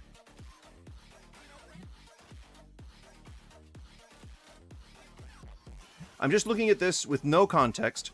Read the white label. The restaurant will determine how much you tip. I'm looking at this with zero context to see how I feel about this thing. It doesn't look like something that I disagree with. Did you lecture him about slavery? No. And what did you tell him back? What? I'm sorry. I black out when I say most things, so you're going to have to refresh my memory what I said. Read the white label. The restaurant will decide how much you tip. All right, so I don't think he didn't provide any continued context. I'm just reading the white label. For parties of 6 or more, an automatic gratuity fee will be included in the bill. I must be hungry. 18 to 25% depending on party size. Yeah. You said you had a black friend that said slavery is good. No, that's me talking shit about the person who posted, saying that was what their reasoning was like. Because it's typical in the US for racists to justify being racist by saying that they have a black friend. No, it's okay. I have a black friend. He told me this. That's a huge trope in the US. So none of this is bad. For parties of 6 or more, okay, there is a automatic auto-grat, as they call it, that goes anywhere from 18 to 25% depending on what your party size is. The more people you bring, the more effort they have to put into cleaning up, the more effort they have to put into serving you and accommodating the people around you, and losing those tables from, people that are going to turn around even quicker. So they are incurring an issue. And I asked if you replied anything. Nope, I didn't. I have a black friend, so all racism I commit is absolved. Yes, that is what these people believe. It's the reasoning that they use to say how servers make 6 digits, which is wrong. I like mixing slang eras. Oh yeah, dude, I do that shit all the fucking time. I sound weird, I think. I sound strange. Like if you were in a group of people and I was standing there talking, so you don't have a black friend. I mean, I have many black friends, but I don't ever use that as an excuse to justify racism. So I guess the answer to your question is yes, but I'm curious as to the intent. On fleek type shit, Daddy-O. Yeah. Like people are starting to call songs bops now. Like I love that. I love that era-less slang. I'm totally into that. If people could start incorporating Daddy-O more, that'd be great. Hey, what's up, cool cats? You slinging some tunes, Daddy-O. I actually like the more like in the 40s when like people would say, "Hey, what's up, Dad? How you doing?" Like just because calling everybody Dad I think would be really fun, and it would diminish the grossness of the word Daddy when people use it. So it'd be like killing 2 birds with 1 stone sort of scenario. Approved in my book.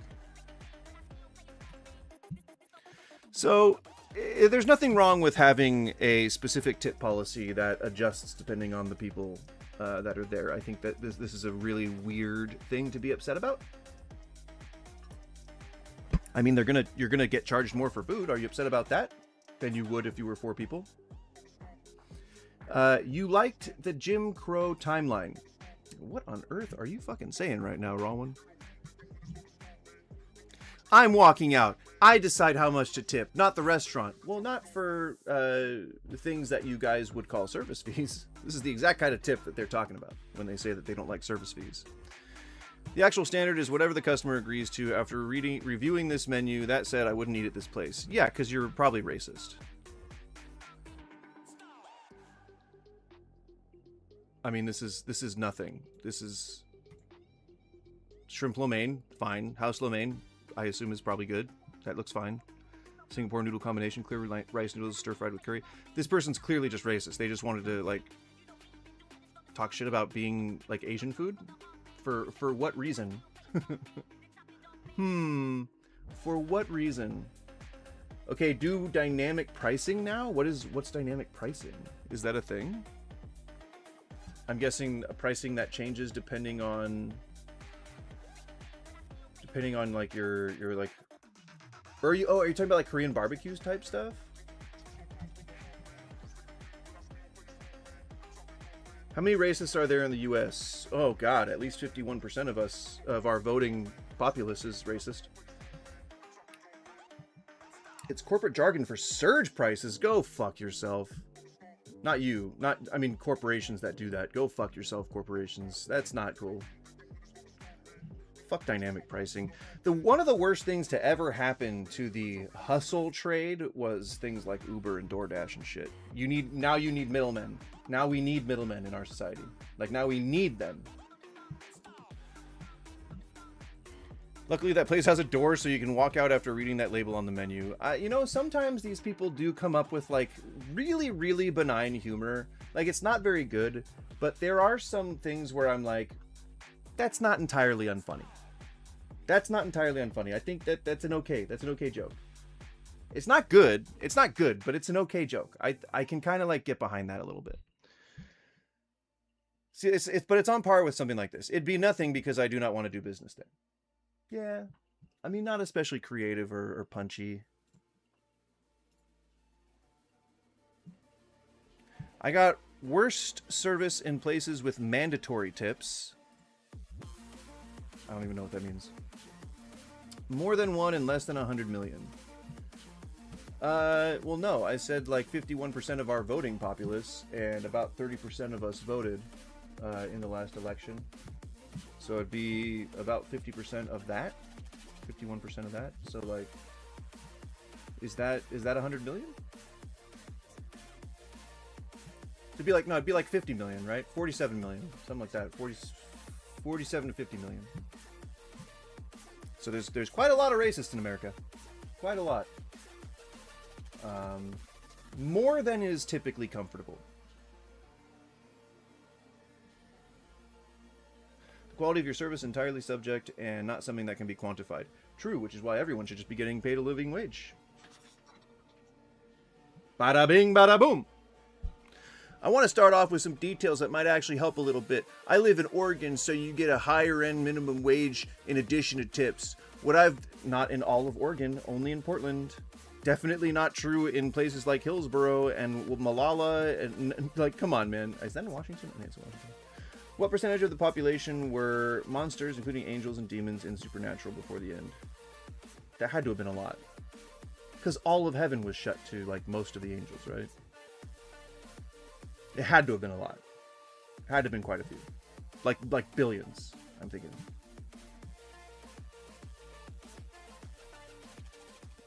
Yeah, I was wondering about that earlier today. It would have to be billions. The host would be, like, billions and billions and billions, way more than the population of Earth, because that would be like angels existing like in scads and scads and scads from before like the Earth even existed, maybe, potentially, wasn't it? He created angels like before humans, I'm pretty sure.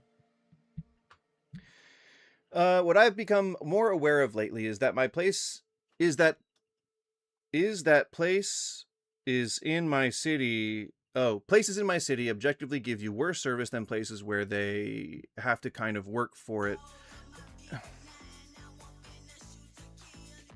If you went to one restaurant where you had a bad experience, that's not going to indicate anything about your overall... It should not indicate anything about your overall perception about that industry, about that entire industry. One place is not representative of an entire industry. Even if you went to 100 places and you tried to say like, okay, I've been to all 100 of these places and they were all bad, that's still not representative of the majority of places in terms of restaurants. I mean, that's still not representative of the majority. So like, I mean, it's easy to jump to conclusions and it's easy to go absolutist with these things, but you really don't have to. You're choosing to do that. Yeah, but the angels were mostly wiped out by season 13 or so, and that's why they wanted Jack, since they weren't able to reproduce. Did they ever say what their population was when that happened? Like, it could have been like, it went down from 50 billion to 1 billion. You know, like I don't think I really remember.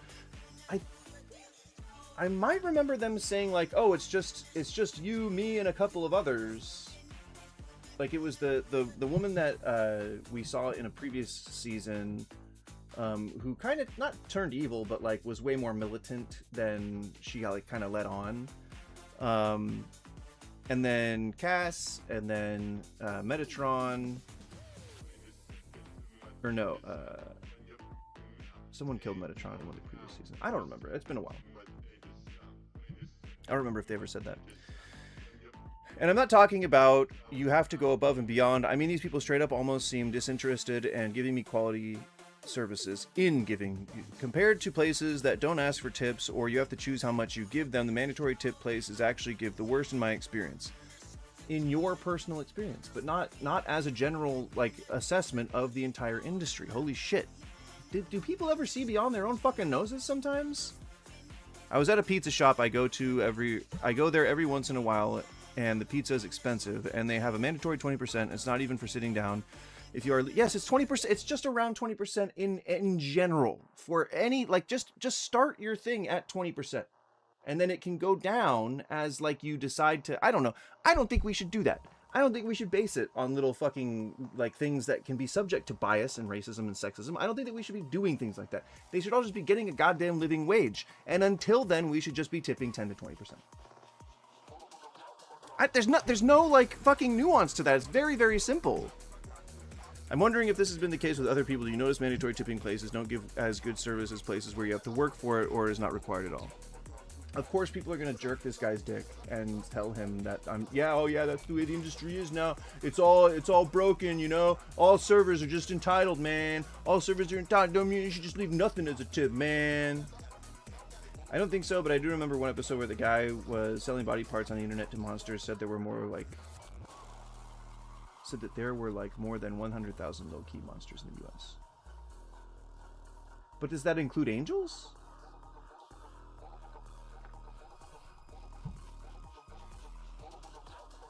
Anywho, I just realized that it's almost 3, which is way over the time that I was supposed to be streaming today, but it's fine. So we're gonna leave it here. Tomorrow, we're gonna talk about how to cast magic spells with your brain. We're gonna talk about God damn it, Cynical, stop! You're distracting me. Tomorrow, we're gonna talk about how you can cast magic spells and even earn $1 billion with your brain. Just low-key monsters weren't even actively attacking people and were just working jobs and stuff. Yeah, I mean, I'm writing a story right now that's very similar to that kind of idea, and I love the concept of that. So if there's more than 100k of them, there has to be tons of monsters and stuff total. Yeah. As a wide swath of like just extrapolating population numbers just from that small set of data, I think it's safe to assume that there's, you know, a wide collection of just in general otherworldly beings. So yeah, that's fair. I agree with that. But anyway, tomorrow we will be talking about how to cast spells, raw ones ready, to get $1 billion. And I think there's even like a guarantee. One of them says like it's guaranteed. Breathing techniques. We've got breathing techniques to release DMT from your natural system. Hypnotizing you through your screen to become a billionaire.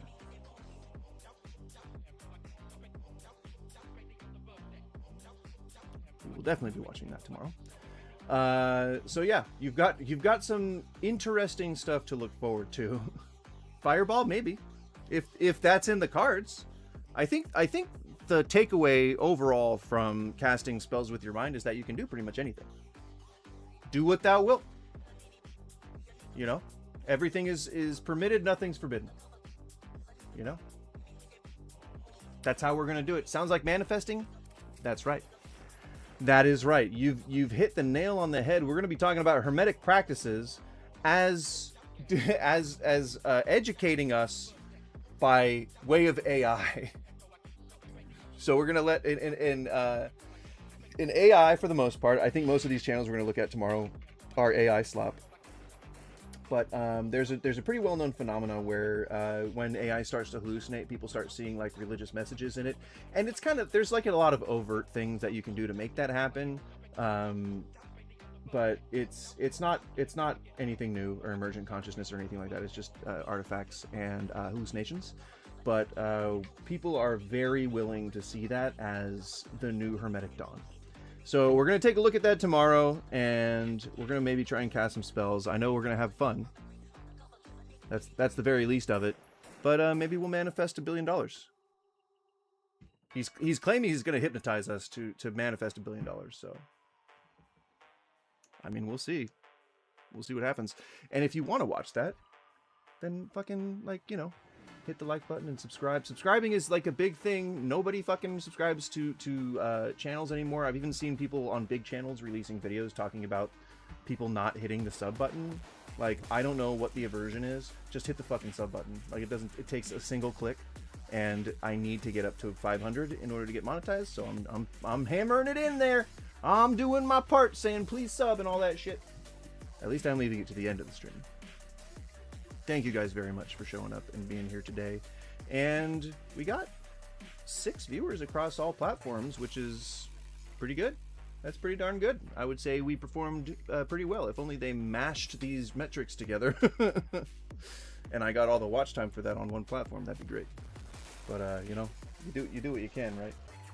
You take care too, Cynical. See you later. See you later, Skippy.